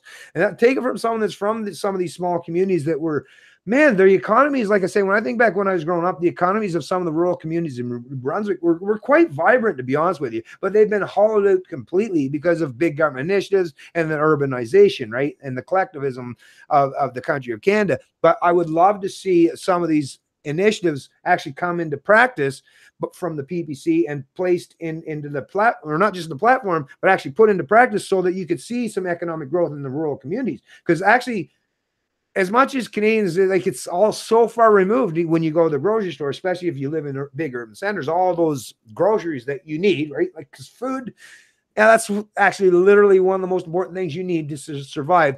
But if we gave the proper incentives for the people in the rural communities and rewarded them rightfully for what they do, instead of using central planning or intervention in the economy or propping up particular people and picking winners or losers, such as the supply management or the dairy cartels, then you would see maybe a substantial portion of the Canadian population that may gravitate or move into some of the rural communities and make them more sustainable and more viable for the country going forward, which would reduce the urbanization and give some political clout and power to people that aren't stuck into these big, gigantic urban centers. So I actually think, helping the rural communities is actually very important for us going forward. And because we do live in a very big geographic country, there's lots of rural areas that have some serious economic viability because there's, like I say, minerals and resources, and there's a ton of things that we could do in a lot of these communities that would help them sustain themselves, not just economically, but with economic prosperity. It helps your social and political situation as well, because you can you can greatly reduce a lot of the problems that you might have just through economic needs and prosperity. Yeah. So if you're ready, I'm to the next one there, Matt. If you want, I just want to touch on that because it is important as far as the rural Canadians. Yeah, no problem. So the next major point for the People's Party of Canada is the immigration topic, which is huge for Canada because we've seen under Trudeau a massive influx. I mean, if you live in any of these massive cities in the Canada, like Toronto and stuff like that, the GTA, just go to any shopping center, just start walking down the street. You'll see the multiculturalism, and you'll see that you're slowly becoming a minority as a white Canadian. And he's going to tackle this. So the first point to that is focus on recruiting immigrants with specialized skills who contribute to the economy. So none of this welfare immigration policy stuff. If people want to come to Canada, they should come to Canada to contribute to our economy, to make Canada a better place. And it's very disheartening for Canadians when we go down and we see just Canadian-born people homeless, laying on the streets, with lack of resources, but yet we can ship in people from the Middle East and all these other countries and give all the kind of resources to help them out. It's absurd, and it's a slap in the face to all Canadians. And, we should be helping our own vulnerable at home before we start helping people abroad. If you can't feed your own children, you probably shouldn't go help the neighbor's children out. It's just that simple. And, they're going to really tackle this by getting rid of this whole welfare system for these immigrants to come over here in Canada to have their children and abuse the welfare system. So the next, I'll let you tackle on that. And the next point, we're probably going to be maybe a little bit of a debate on. He's reducing the number of immigrants from Trudeau's 350,000 to 250,000 per year. And quite frankly, I don't think he's going low enough, but yeah. Well, I definitely, in regards to this immigration thing, is I'm like Maxime. I'm not one of those people that pick a one side or the other. Like, it's not black or white for me. I agree that there's some gray area in between, and we definitely do need some, economic immigration, as far as there are some areas in this country where there is a substantial portion of people that maybe aren't necessarily conducive to assuming these tasks or roles. But once again, as much as I'll agree to that, and I like to see people that are willing to do these jobs stepped up the plate and do so, because these are the ones that are actually going to do it in a much better manner, right? But I also recognize that in Canada, we have a substantial portion of the population. If you look at when you see the jobs numbers out there that gets reported on a regular basis, you'll see there's the unemployment rate, but the underlying thing, actually one of the most important pieces of information that comes out of the unemployment rate, is also the labor participation rate. And in Canada, the labor participation rate for all adults, and I checked to make sure. So Statistics Canada, when they measure it, what they're measuring is anyone that's 15 years or older. So in the working age range, if you're 15 years or older, that's how they measure the labor participation rate. So in Canada, we're down to, I think, because a lot of boomers have been retiring in recent years, I think we've dropped down to 66 or maybe actually 65%, I think we're down to now. So what that means is 35% of the population of Canadians 15 or older in that work, like where you're old enough to actually work. That means 35%, a full 1/3 plus of the population is not actively participating in the economy. Now, there's lots of reasons, and there's lots of people that might not be, that you got to give genuine reasons or excuses for. So, if you're in a coma, you're in the hospital, you're disabled, there's lots of reasons why there'd be at least a portion of the population that will never be in the workforce. And those people, you're not going to go against them. But of that 35%, there's a substantial portion of them that don't go in the workforce because, maybe they got mommy, daddy that works for government, or maybe a rich parent, or they don't have to be economically viable because someone else is taking care of them. But once again, actually, I don't even think the people that are being taken care of by someone else actually having the proper psychology. Actually, a lot of these people are the ones that become bitter, resentful, and have this kind of weird psychology. What it is because when you're not being productive yourself, it does play negatively on your psychology, because humans were meant to be productive. So as much as I kind of agree with Max, we do need, because there are probably some jobs and maybe people that are more conducive. So like maybe butchers or meat cutters, or, there might be people in particular geographical areas. And that's the beautiful thing about free trade, or having the ability to have economic viability as far as trade, as far as employment and stuff. But there's also a lot of jobs in Canada that could be fulfilled by Canadians that are just unwilling to do so because, like I say, they're being taken care of by the state or a rich relative or someone else. It doesn't mean that they can't or they're incompetent to do the job. It just means they're unwilling to do so. So maybe the incentive structure, instead of bringing in, like as if what Maxime's saying, why do we feel we have to keep increasing the numbers? No. I mean, we can bring in a certain number of immigrants to help fulfill some of these jobs or positions that maybe some of the domestic Canadians don't want to hold. But there should be at least an incentive structure to get the domestic Canadians to step up the plate and assume their roles and responsibility in the economy. Because that's the thing, folks. We're all individuals, but we all rely on each other as far as like being economically viable and being able to take care of each other. So, I mean, I've been a truck driver, I've been a construction worker, and I've done framing, I've done lots of things in my life. I've built engines, I have my small engine certificate, but I can still perfect example, as an engine builder, unless someone actually did the casting to build the engines, right? I wouldn't have a job. So I rely on a whole lot of other people. So I get that we might need people from different areas around the world that have particular specialties or skills in particular areas. But there's a large portion of the Canadian population that are not being properly incentivized. And what a lot of it has to do with too, the problem, the counter to this is, as you keep bringing people from especially if they're third world countries. Now, it'd be different if you were bringing people from like the US or the UK, where wages are at least somewhat closely aligned. But as you keep moving to third world or seriously emergent countries as the means for your immigration influx, well, then you're looking to people that are willing to work way cheaper, right? Because these are people that are come from like desolate countries or places where there is no economic viability or incentive structures. But that's the thing.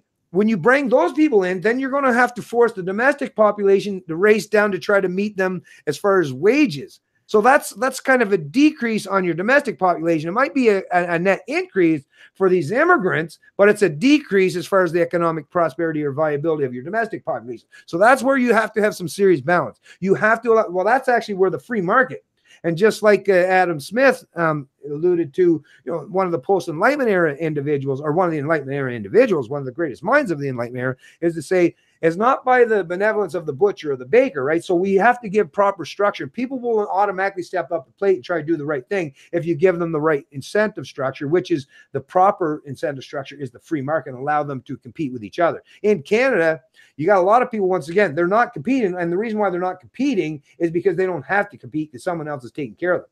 Allow Canadians, that's the thing, sometimes just even with my own sons, like I love both my sons tremendously, but I would have never been one of those, even if I was a rich guy and could take care of them from cradle till grave, the last thing I would ever want to do is try to allow or force or even allow my kids to live under me where I'm handing them out money, because I know it would destroy their psychology, their ambition, their goals, and their self-esteem. So just like I say, no matter if it's domestic or people in some foreign country, give people the proper incentive structure. I think that's actually should have been the name of this video, is the PPC platform is all about incentives.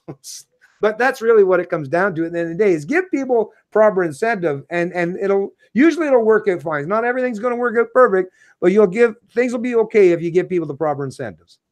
Yeah, so I think for me and for most Canadians, the immigration debate is broken down into two major points. There's the financial aspect of it, whether they're going to be a financial burden or a financial positive for us. And that is a big question. And you can't be bringing people in here that are going to be a net negative on the economy, and that's a major concern. And the People's Party of Canada brings that up and tackles that. But they also tackle, and this is a few points down in their platform, which is very crucial, and is the second most important thing to it, is immigration must not be used as a tool to forcibly change the cultural character or social fabric of Canada. Now, when you have this conversation amongst libertarians, conservatives, and amongst these type of people in the media, you immediately get labeled a racist when you have this conversation that me and my father are about to have, and it has nothing to do about being racist or hating people. But I'd pose this question to anyone watching this video: what makes Canada Canada, and what makes Iraq Iraq? Is it the landmass? Is it the dirt? Is it the sand? Is it the trees over here in Canada? Is it the lakes? Or is it the culture? And people would always say it's the culture. It's what's the separation. Now, what is culture? Culture is just ideas of people, of group mind, group think. That's what makes culture, how everyone thinks. And to boil it down even simpler, it's principles. So if you got people in Canada who adhere to Christian values, who think it's not okay to cover women, to treat women like a second-class citizen, or, for example, gay people to maybe stone or throw them off buildings because it's not acceptable in Canadian culture to do that, or maybe it's slavery. In Canada, we woke up to British law, like, yeah, it's not okay to own people as slaves. And then you got cultures, let's use the Middle East, for example, who is not so friendly on women values and treating women nicely, or treating gay people nicely, or even some places in Africa where slavery, in Libya where slavery still exists. Now, if you bring these people over here with these different cultural values, what's going to happen? And I'd say to people, if you took everyone from Canada and you put them in Iraq, and you put everyone in Iraq and you put them in Canada, Canada's going to be Iraq now. It's just the land masses doesn't matter. It's the people that goes with it. So at a certain point, when Canadians get outnumbered, and the philosophy of the people being imported is not the way of the Western way of thinking, it doesn't cease to be the West anymore, and the values fall at the side. So I think what Canadians are worried about, and when people have this conversation, oh, you're racist, that if you bring in a massive import people from the Middle East who don't adhere to our values, that we lose our values here at home. And I always make the joke, Canada starts looking like Canistan. It's not going to be the same thing anymore. And that's what makes Canada so great, and what makes Western culture so great is our values to respect the individual. Why is it that the U.S. economy, before the last little while when China boomed, but dominated? It was like 80% of the world's wealth came from the United States of America. All of innovations came from the West. Why is that? Because we understood to allow people to have individual freedoms. We weren't a tyrannical communist regime that controlled every aspect of the market and controlled every aspect of people's life. And through that freedom, made America innovate and become the superpower that they are today. So you start bringing people in Canada like they are, and messing with the cultural values and ruining those principles, we're not going to have that freedom and innovation. This is not a racist problem. It's not that we're saying we hate these people, but people should be able to have their own cultures and their own way of lifestyles. And we should promote the ones that are the most freest, the most prosperous, and the most ones that are the best for human values and don't commit atrocities against humans, things that are damaging to them. So we want to promote those people. And cultures that torture, kill, and corrupt and all that, we want to not promote that, because that's not good behavior. So that's the conversation when it comes to immigration. What Canadians are talking about is, whoa, we'll have people come over here, but don't come over here and try to bring your Sharia law into Canadian politics. Okay, come over here and adhere to Canadian values. Come over here because you fleeing your country because you recognize Canada is awesome. That's why you want to come here and respect what makes Canada awesome, which is our Christian values. Yeah. And when you're talking about the immigration thing, I just can't help but think about the illegal asylum seekers. That's right. I said illegal. That's right. Illegal, illegal, illegal. Not irregular, illegal.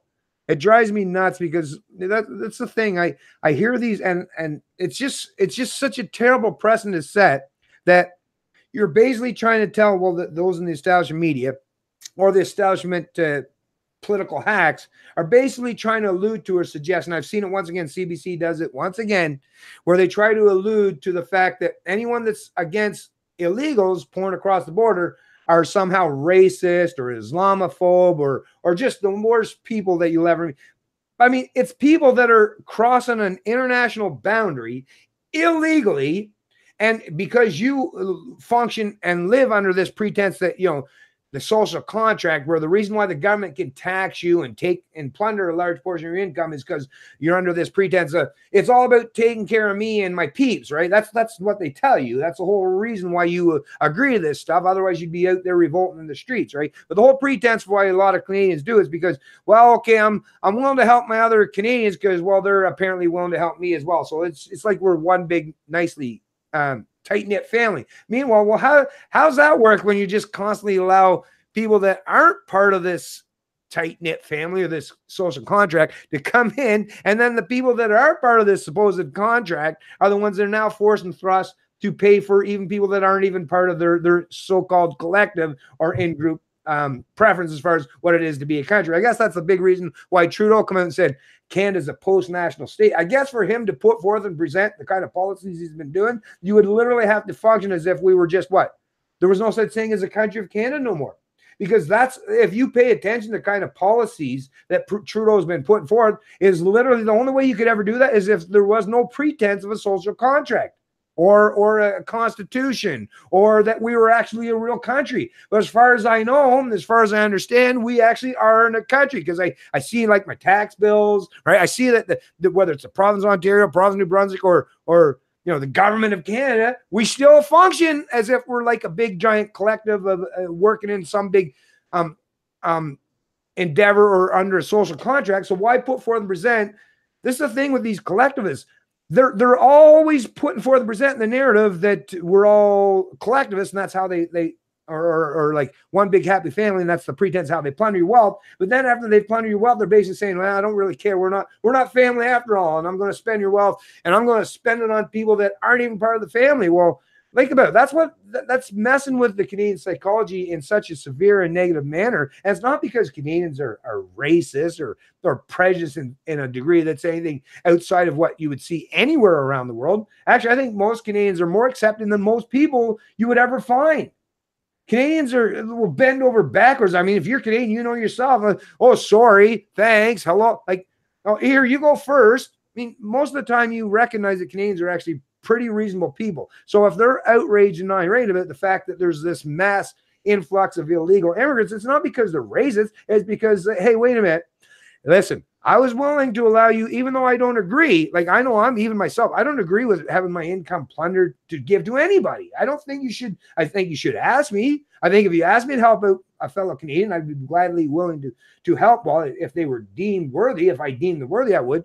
But when you're basically not just forcing me to pay for everyone, whether they're, you know, good people or bad people, and that even if they're in my domestic country, that's bad enough. But then you're asking me not just to take care of the people in my country that I might not necessarily agree with or not necessarily want to, but then even complete strangers that haven't even showed the willingness or the capacity or the ability to go through the structure properly. So think about even the legal migrants. They have to wait in these ridiculous lineups. There's a lot of them today that have been in this lineup for years, but these illegals are crossing across the border and circumventing the whole policy or the whole procedure and getting pushed or thrust to the front of the line. That's, to me, it doesn't matter if you're a domestic Canadian, you know, a newly landed Canadian, a new citizen, or someone that's waiting in line to become a new citizen. For every one of those groups, every individual within those groups, this is a bad precedent for you, because it says that if you cheat, you go on the front of the line. Yeah, and I'd like to say to these people, I know it's not a word, but like when they try to say, oh, you're racist, it should just be you're principlist. No, if a bunch of libertarians want to come in, cross the border, we'll let libertarians. You want to come in here, respect our values, contribute to the economy, make us better, you know, awesome. We love that. but you want to come over here and be a net negative and push your values that don't adhere to ours and bring our culture down, then that's when we have a problem. And it's, you know, it has nothing to do, even the whole concept of racism, it always was a joke to me because it's all subjective. Because, oh well, you believe this person's better. Is a fish better than a man because he can breathe underwater? It's just different. You know, people were born under different circumstances, under different environments, and adapted correctly to these environments, which created differences amongst cultures and amongst races. You know, the whole idea of black skin versus white skin is you're living in an environment that produces more sunlight than the other. It's all just, you know, subjective to the environment. So, you know, I don't believe in the concept even of racism in that aspect, because, you know, we should go, yeah, oh, Bob down the road is better at building a house. Let's use those skills that he has and forget the racist thing. You know, let's use each individual for the skills that they bring. But, you know, the left and the media loves to stir up racial division because it's the common tactic of any kind of impeding army is divide and conquer. If you can get the people in the culture to start infighting with each other, they're not fighting with the elites and the ruling class that are plundering the wealth of the class and of the individual and destroying the rights of the individual. So that's all it is. And I see through that, and I see when the media tries to start the racial division and all that kind of stuff. Just be aware exactly what they're doing. It's all just about divide and conquer, infighting. And I'm glad to see the right. And I always enjoyed this too, that a couple years ago, it was the libertarians and the conservatives. We were negotiating and debating each other like crazy over minarchist versus anarchist ideals. And finally, now that we've kind of realized that we have a bigger threat at hand, conservatives, people that are pretty status, are pretty well on the same board with libertarians, because we understand, hey, we got a bigger fight at hand, and at least unite the right. It's kind of happening now on the far end of the left. It's happening as well. But at least we kind of see people are kind of coming together with the same principles and ideas. And I definitely am enjoying seeing that. Yeah, well, that's like, well, as Maxime Bernier has alluded to, and that's literally the point why he called the party that he founded, the People's Party of Canada, is because it's not about picking particular special interests or groups or collectives or putting us into identity politics boxes and pitting us against each other. No, ideas, actually good principled ideas, always bring people together, right? Politics, playing politics or identity politics in particular, that's a means to pit us against each other. And that's that divide and conquer routine, right? So the divide and conquer, and that is actually a viable option. As you know, there's a reason why these central planner types use it, because it's actually very conducive and something that has actually worked very well, many different examples through all of history. But in the modern information age, we know that, well, the people that are using that, they can do it, but that makes their unity a false presumption. Because if you put everyone into their little ideological boxes, right, or their identity politics boxes, then at the end of the day, it might seem like everyone's unity as far as force, but they're still individual boxes that you've set up. Right? Collectives with inside individual boxes. So there's always that ability and that option that there'll be warring factions against each other. Whereas Maxime Bernier and the promotion of just, like I say, libertarian ideas, fundamentals, or principles, that's a genuine unity, because those are things that we all can get behind. Things that have negative aspects as far as our inherent rights and freedom, so that we should be free from force or coercion or theft. Those are things that everyone can adopt and get behind, because I think most people say, yeah, I don't want to be stolen from. I don't want to be oppressed. I don't want to have my income plundered. Most people would agree to that. It's when you try to pick winners or losers in the social economic landscape and pit people into the little sub-tribes or subcategories, that's where that division breaks down. And a lot of people smart, a lot smarter than I am, have figured this out, which is why the left always through all of human history and will always and forever lose when they play the identity politics game, is because you create those divisions, but then those divisions are going to unfold, and you'll see that all the factions within them, right, will start turning against each other. And we're seeing that out there on the landscape today, like Matt's saying. Listen, the right wingers, or like I say, or even just independents or libertarians, the people that care about their freedoms, yes, they're deciding and coming to this realization that, listen, we have to put our petty differences aside and just accept and embrace the fact that you do you, I'll do me. But the left, because they're so ideologically driven, and it's not freedom that is the driving force. That's not what's pushing them. It's power. So when power or a position of authority is the means, and that's why you're trying to push forth. Well, once again, you can try to use that as an imposition, but once again, you're going to find out that if you want to use that bulldozer effect, you're going to run over a whole lot of your own people. Whereas the People's Party of Canada and libertarianism and the promotion of fundamental aspects or principles of liberty is it's creating unity. It's let's come together. Let's respect each other. We don't have to be the same. I don't have to agree with you. You don't have to agree with me. We can do our own thing. We just have to function under a paradigm where we're at least using the same rules, how we treat, how we cohabitate, and how we coexist amongst each other. We're not playing the politics. The left will definitely shoot themselves in the foot, which is why we should be concerned with them, because they have the mechanisms and the power of government at their disposal and their control. They are a severe threat. But once again, I think that their infighting is going to ramp up to the point where the population out there, when they're watching this unfold, they'll realize, no, these are not the kind of people that we want to follow. So they'll see their ranks continually shrink, while the people that care and promote liberty, whether it's a totally different kind of liberty than you and I stand for, if they're even for their own liberty, eventually they'll all come around, and accept that, listen, we have to accept that we're not going to force and thrust everyone to come to our side or to align with us wholly. The only way this is going to work is if we have that live, let live mentality. And that's what libertarians put forth and promote. And the left is still trying to play the identity politics game, which is going to be the cause of their ultimate demise. Yeah, I think the People's Party of Canada, their slogan should have been principles over policy. Yeah. Because that's basically what the root of the problem is, that they're getting to. So I guess we can move on from immigration. We've pretty well tackled immigration well. And the next one of their platform is, of course, foreign policy and wars.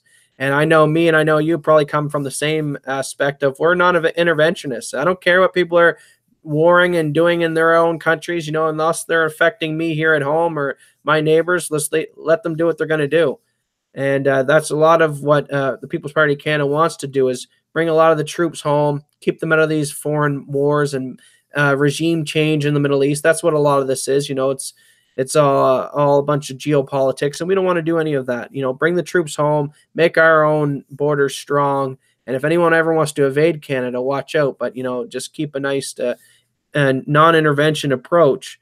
So I guess I'll pass it off to you about that.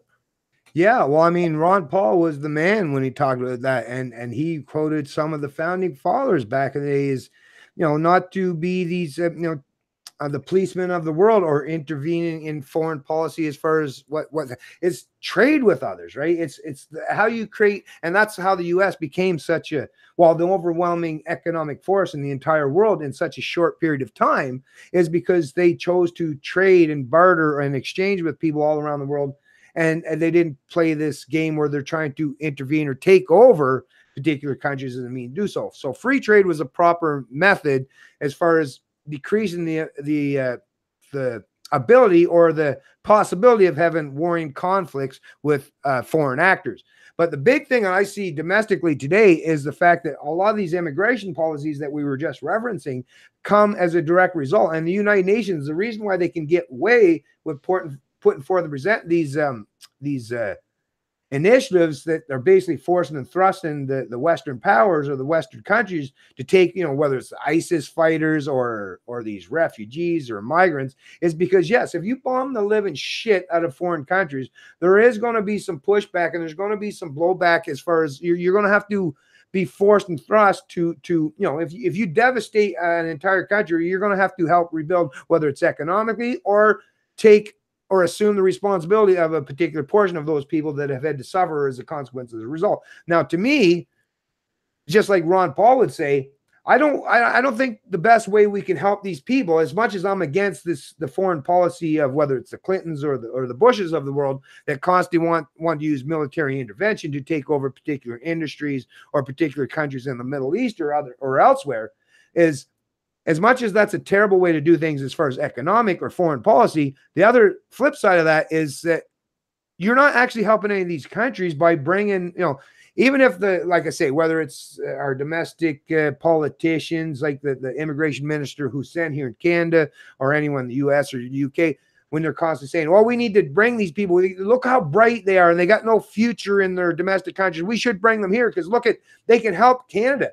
Well, wait a minute. Canada's already a first world country. We already have lots of innovation. We already have lots of very smart people. A lot of people have run through our ridiculous education system that a lot of these foreigners go to too. So we got lots of people that have the same kind of education that the foreigners have in their own country. So why would we think we have to bring foreigners here to be more economically viable? No, if you want to help, like, not just the people from these foreign countries, but the foreign countries that they're from, is to help them to stay in their own country. So rather than bringing the brain power here, or their innovation or their creativity or their productivity, allow them to stay in their own country, right? Maybe invest in them. Maybe if you're an investor or a capitalist or anyone, maybe help invest so that they can start rebuilding their own countries. Because, I mean, think about Syria as a perfect example. Have you seen some of the footage and some of the pictures of that country? They've been in war. Well, it's basically winded down now, but since 2011. So basically 7 years of bombing, nonstop bombing in that country. So a lot of the infrastructure in that country has been completely laid to waste and devastated and destroyed. Now, what benefit is it to bring these people here? I think the benefit that you'd see the most would be to leave them in their own country, to rebuild their own country. And if they're good people, and if they're entrepreneurs, or if they're economically viable, these are the people that you definitely want there. Because, I mean, Canada is not a country. You can't bring 7 billion or 8 billion, or ultimately we end up with 9 billion, within the next 50 years or so. You can't bring everyone to Canada and the US. So actually the best thing you can do is help them to rebuild their own domestic countries, not to bring them here. But it's the foreign policy that has caused a lot of the influx of these migrants. So yes, get out from these foreign wars of aggression, these conflicts. People like Trump, as much as people like to go against him, he's one of those guys that likes to do the wheeling and dealing. So he wouldn't, whereas Bush and Clinton, I guess they would rather go in and bomb the shit out of these countries than just take over the infrastructure. Well, maybe Trump would do I think as far as what Trump would prefer to do is just go in to talk to them. Some people say, oh, you shouldn't talk to these people. They're dictators or evil. But hey, if you can, create a situation where you can say, hey, we'll help you out if you allow, some rebuilding of your own country. We'll allow some investments in there. Like I said, you're helping the domestic population of the country. Not saying that they should be necessarily helping in dictators or any regime, but sometimes you have to have, a war of words, not just bombing. Bombing people is not going to actually help things. Bombing the shit out of Syria, has anything actually helped Syria? No. What's going to help Syria is getting them to adopt, a better philosophy. That would be first and foremost. But giving them the ability to be educated and enlightened enough to bring better principles, better values, and to rebuild the infrastructure in their country that's much more conducive, that will allow economic flourishment for their own kids or their grandkids going forward. And it's not just Syria. Lots of countries in the Middle East or Africa could greatly reward from some actual external investments, or people that's trying to help prop them up, rather than bring into our country, which that's the other thing for the environmentalists. If you're an environmentalist and you say, oh, you care about the environment so much, well, bringing all these people to Western countries to use a whole lot more resources that they would in their own domestic country, you're actually increasing a lot of that CO2, right, that you're suggesting. It's such a terrible thing. But allow them to do that in their own country. At least you're getting the net benefit as far as long-term sustainability, right? These short gap or these stopgap measures where you're just going to rebuild for or invest billions of dollars, then bomb the shit out of it. I mean, bombing the shit out of shit and then rebuilding it and then bombing it again, rebuilding it. That's a complete waste of resources. No, give people the proper incentive, the proper philosophical structure, and the ability to be free in their own countries. And that's going to be the best possible scenario going forward, not just for us domestically, but even as far as not having to deal with foreign wars or conflicts in the future. I know Trump's over there probably talking to dictator Kim Jong-un and being like, what are you doing, you idiot? You don't beat them and force them to build all your infrastructure. You tell them that they're doing it for the greater good. You make them choose their own jobs. You teach them the illusion of statism, that they're contributing to their Lord and Savior. And then you could just be a dictator. Instead of being a $1 billion dictator, Kim Jong, you could be like me and be a billionaire or a trillionaire dictator. But everyone loves and praises you. What are you doing, you idiot? You've got it all backwards. Then don't you realize that using the force doesn't work anymore? You got to brainwash the people. That's the best method. No. But when it comes to the foreign debate, it's pretty simple for libertarians. Bring the troops home, like my father said. Have a strong border, protect our own. And if we're not blowing places up in the Middle East, you're not creating this this problem where people are being displaced, where they need to have a refugee problem in the first place, do trade with these people. And I see in the People's Party of Canada another major issue with the immigration is obviously foreign aid. Foreign aid is ridiculous. Why are we giving other countries money when we have our own problems here at home in Canada? There should be, you should only give foreign aid if your country is so wealthy that there's not a single pothole on your road and your hospitals are running fluent and you just got so much extra money. It's like, well, we might as well help the neighbors. But that's not the case we see today. We shouldn't be giving other countries money because we all understand. Here's another thing I always laughed about foreign aid. So, we're helping these dictator countries by giving them foreign aid. But do you think America's going over there, Canada's going over there, and we're just opening up our trucks and literally just giving the food to the individual people on the street? No, that's not how foreign aid works. Foreign aid works by, let me type some ones and zeros into the government's bank account and these foreign dictatorship companies or countries. And you think that these corrupt foreign dictatorship countries that we need to help out, that we're giving foreign aid to, is actually using that money on the people to help them? No, they're just making these dictators more rich and more powerful. So foreign aid in itself is another lobbying problem that we're having, where dictatorships are lobbying officials to do foreign aid for backside deals and all that kind of stuff like that. And that's the real problem with the foreign aid, is you're just helping dictators with their making themselves more wealthy and powerful. And like, I do hope Trump talks to Kim and explains to him, teach the people the illusion of statism, and that's a way better way of controlling the population than your iron rod and fist. Yeah, well, when you talk about the foreign aid, the funny part is, because we all know, everyone out there, well, I mean, if you got a pulse and you pay attention to anything, you know that the rich, the wealthy, the connected class, they have all kinds of rules written in the tax code that gives them the ability to escape any taxation, basically, right? Because they have the means at their disposal, and they lobby governments on a continual basis to make sure that they have offshore tax havens. I mean, think about all the scandals we've heard, but yet they've had all these hundreds of investigations the CRA has had in all these offshore tax havens. Not one person has been convicted. And you know why that is? And there never is going to be, unless someone that just didn't dot their I's or cross their T's, is because the rules are written to allow for these, the rich, the wealthy, the connected class to escape taxation. So you're not going to try to criminalize something that the government's already written in legislation that they're allowed to do. So as we all know, it's the taxpayers that pay for basically everything. So what they're doing, when you're talking about foreign policy, you're taking from the productive working class in Canada and given to rich dictators and their mindless enforcers in some foreign country that they'll use to oppress their own people. Like Matt said, it's not like, hey, unless now this is one thing. If you're one of those people that's into blockchain technology or Bitcoin or cryptocurrencies, you could, maybe if someone in Africa needs your help, hey, you could actually directly transfer some help to them, to that individual. That's good. Do that. That's voluntary. And the person that you want to receive it is getting it, is actually the recipient. But through government initiatives or structures, yeah, the government gives to these, whoever's the ruling government at the time. And once again, they use that money to enslave the people, or to oppress the people that this money was supposed to go to. So even foreign aid, the way it's done under government, does not function in the manner that people think, oh, I did something to help the people. Actually, no, you probably helped their oppressor have more guns and more soldiers to oppress the domestic population. So no, foreign aid, just with even charity, anything, should be done on like an individual basis, or at least under something where there's a voluntary exchange and an implicit contract.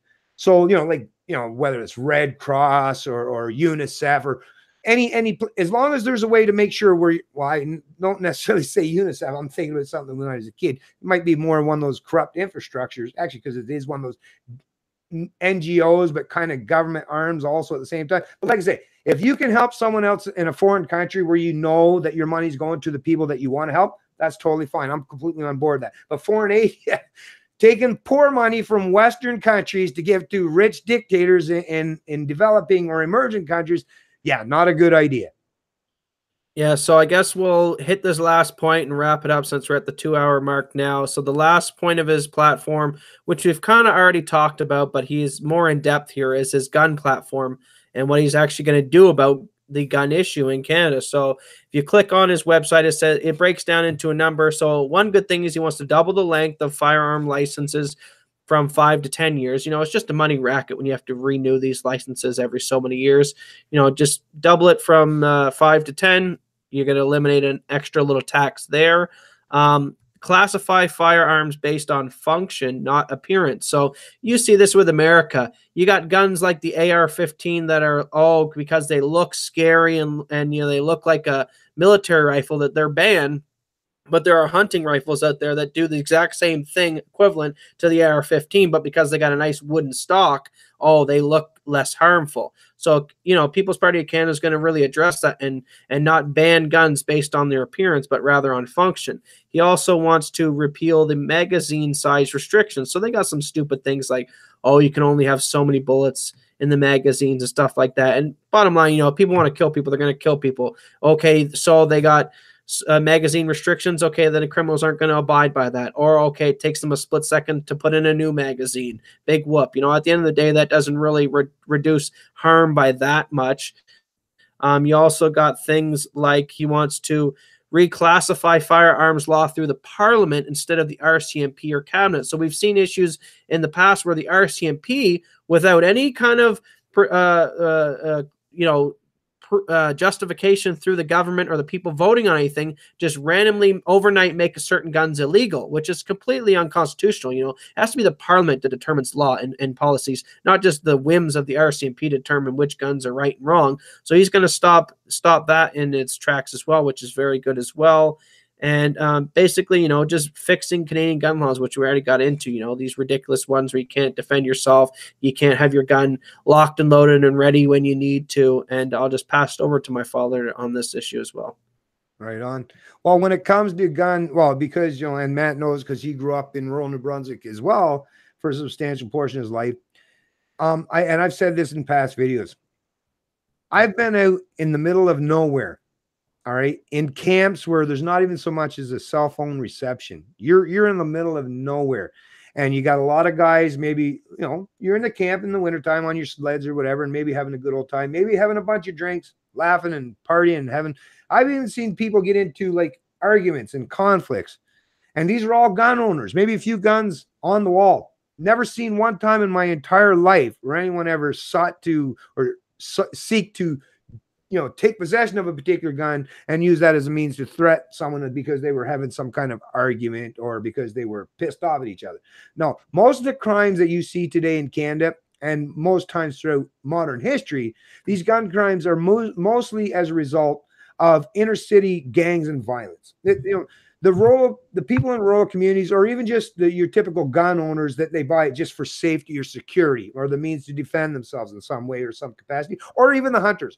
Most of these people, as you already know, if you're Canadian, there's an unbelievable amount of restrictions and things you have to go through just to be a legal firearm owner in this country. So these are people that have already shown time and time again, super responsible people that are willing to do ridiculously and outrageous things just to be a legal firearm owner in this country. So it tells you their mindset is, if they were criminal in nature, well, they do what these gang members do, is just buy an illegal gun or something that someone brought across from the US.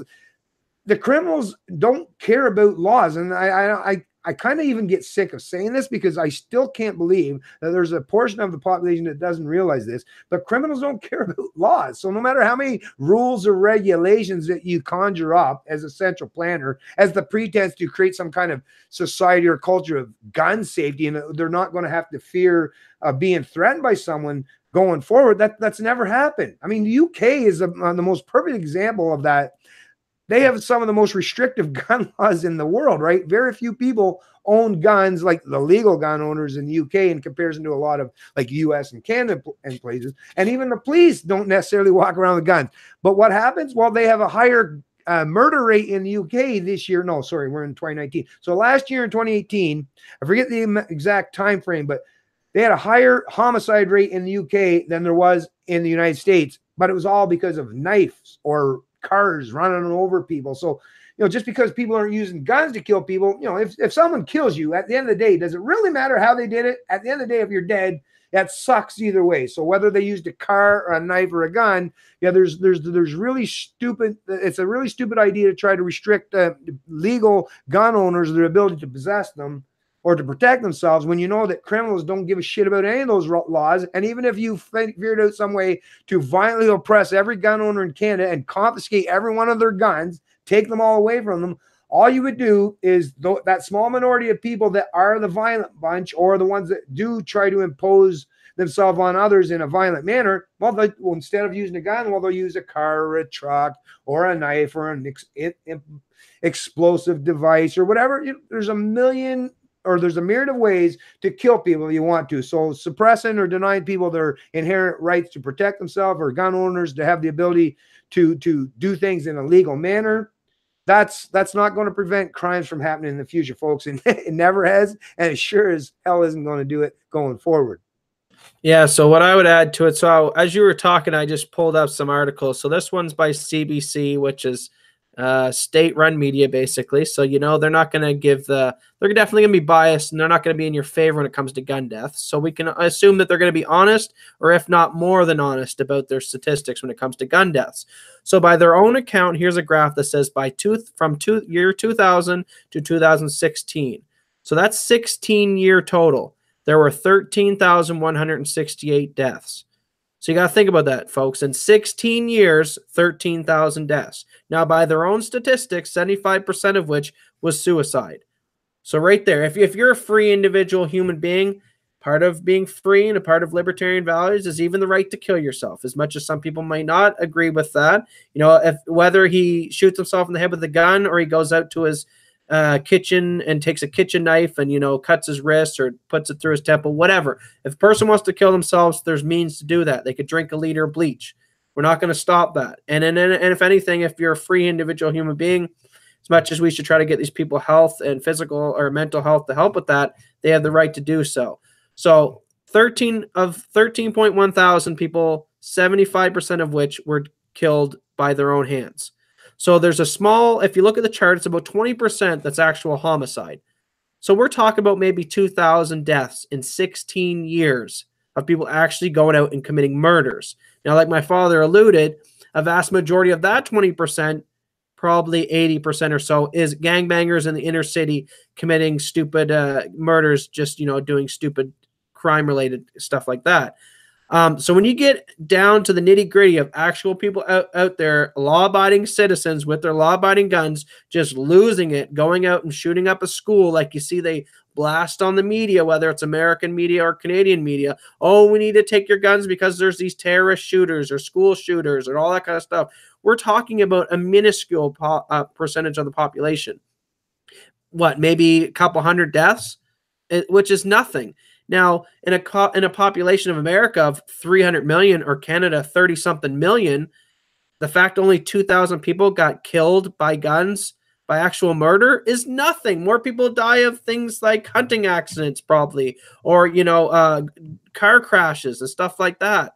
So when the fact that the media is so focused and the government is so intent on taking your guns because they want to save this small 2,000 people in 16 years shows you the true incentive is disarming the population, so that if they ever get too tyrannical, there's no resistance to rise up and fight off that kind of tyrannical government. And I am the mindset that I will take the risk of being one of that 2,000 that dies by homicide if I can have my gun in my home and know that I'm safe. And I think a lot of Canadians would take that risk.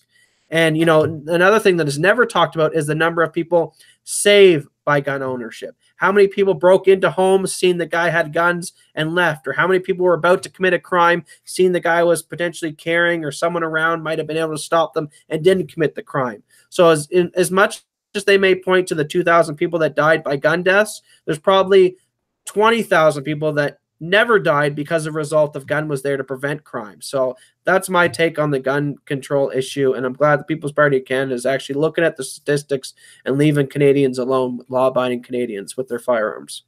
Yeah, that's awesome. Actually, it's funny too, because I didn't want to say anything until we get to this point, but hey, it actually looks like we made it through the whole 2 hours and without any real technical issues. So hopefully, if we could do this week after week, this will be our great venture. And now that we've got the first one in and we've seen it actually unfold without major technical disruptions, I'm feeling quite positive today. And I'm very happy about the discussion we had, because the PPC is something that, like I say, that it's the party that I definitely support. Well, as you that watch my videos, I'm a founding member. And obviously, I believe that it's our chance.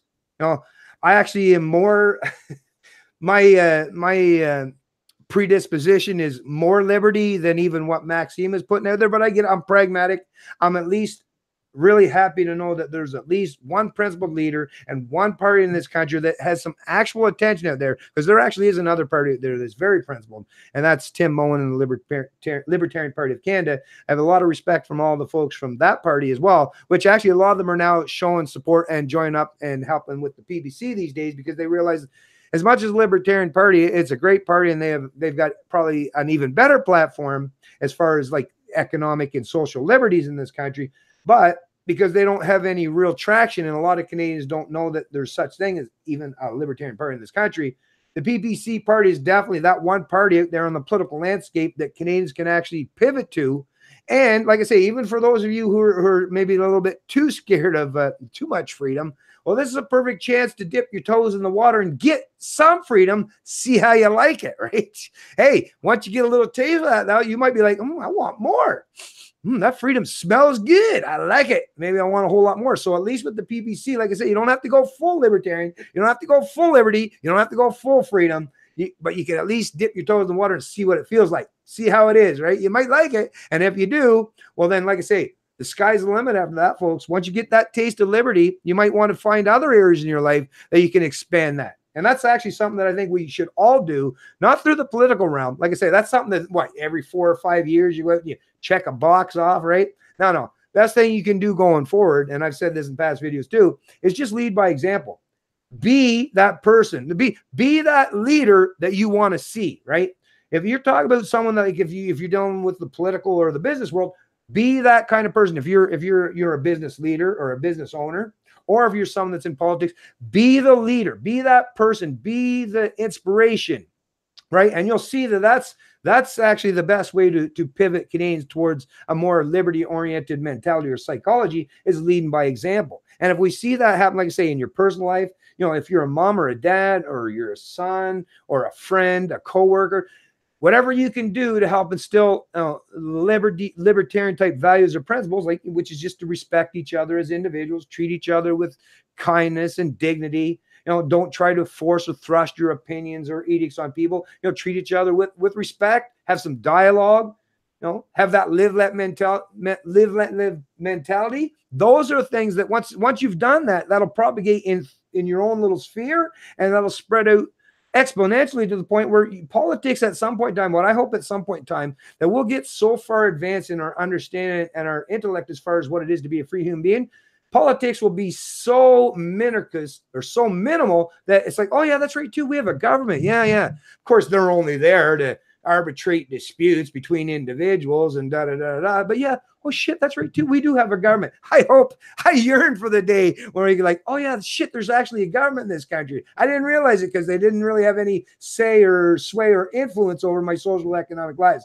I yearn for that day. I know it sounds like a whole lot or a long way off from here, but hey, things can happen fast, especially once you start, once that ball starts rolling, then it can definitely pick up momentum and speed. And who knows, like I say, we live in the age of information, folks, so things can happen a whole lot faster these days. So at the very least, like I say, dip your toes in that water, see what that freedom's all about.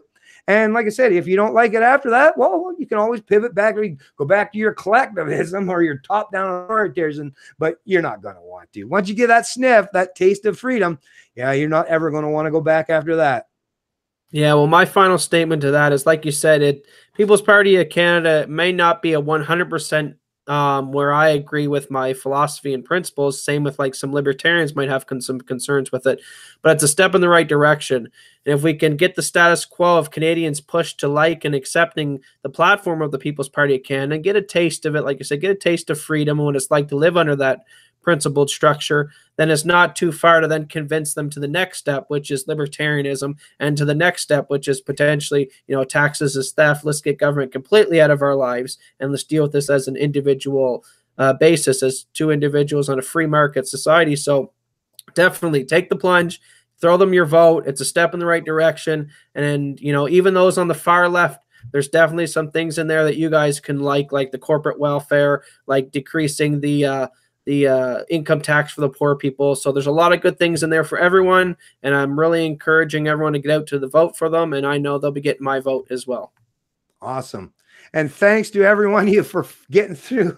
I'm very appreciative. Thanks for taking the time out to watch this. This is actually, even though we had one so far, it didn't turn out so well. So this really, even though this is, we're calling this number 2, but this is really the first Liberty Hunters podcast that actually turned out great. And I'm hoping that we can do this week after week. And hopefully eventually, like I say, once we've done enough, I want to start bringing people into the conversation, because that's the thing with doing live Google Hangouts. We can bring people in. We can bring up to 8 people eventually, although I don't think we'd ever want to get 8 people. Try to get 8 people trying to talk on the same time or the same platform, probably be a lot of confusion. But we can bring in maybe a person or two in that wants to have conversations or discussions about these things. And like I say, we're going to do this every week. So we'll make sure to touch down and cover a lot of topics, whatever, not just the news of the day, folks, but because this is long form, because this is a podcast, we can actually delve down deep into the nuances of these conversations, and rather than you constantly being inundated with those 5-minute or 10-minute sound bites that you get from those of the established media. We're going to delve down deep into these topics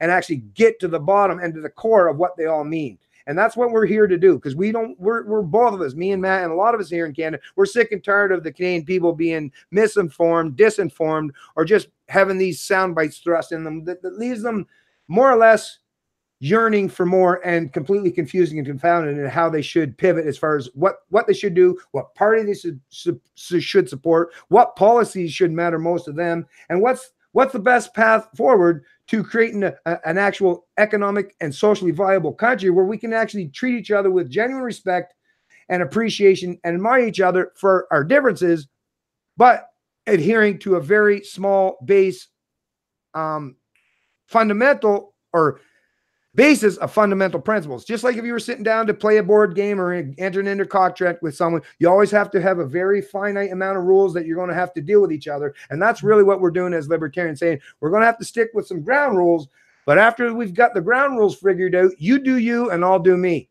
And that's actually, like I said, that's the best path going forward, not just for your social prosperity, but your economic vibrance as well. So we'll see you in the next Liberty Hunters podcast. We're out.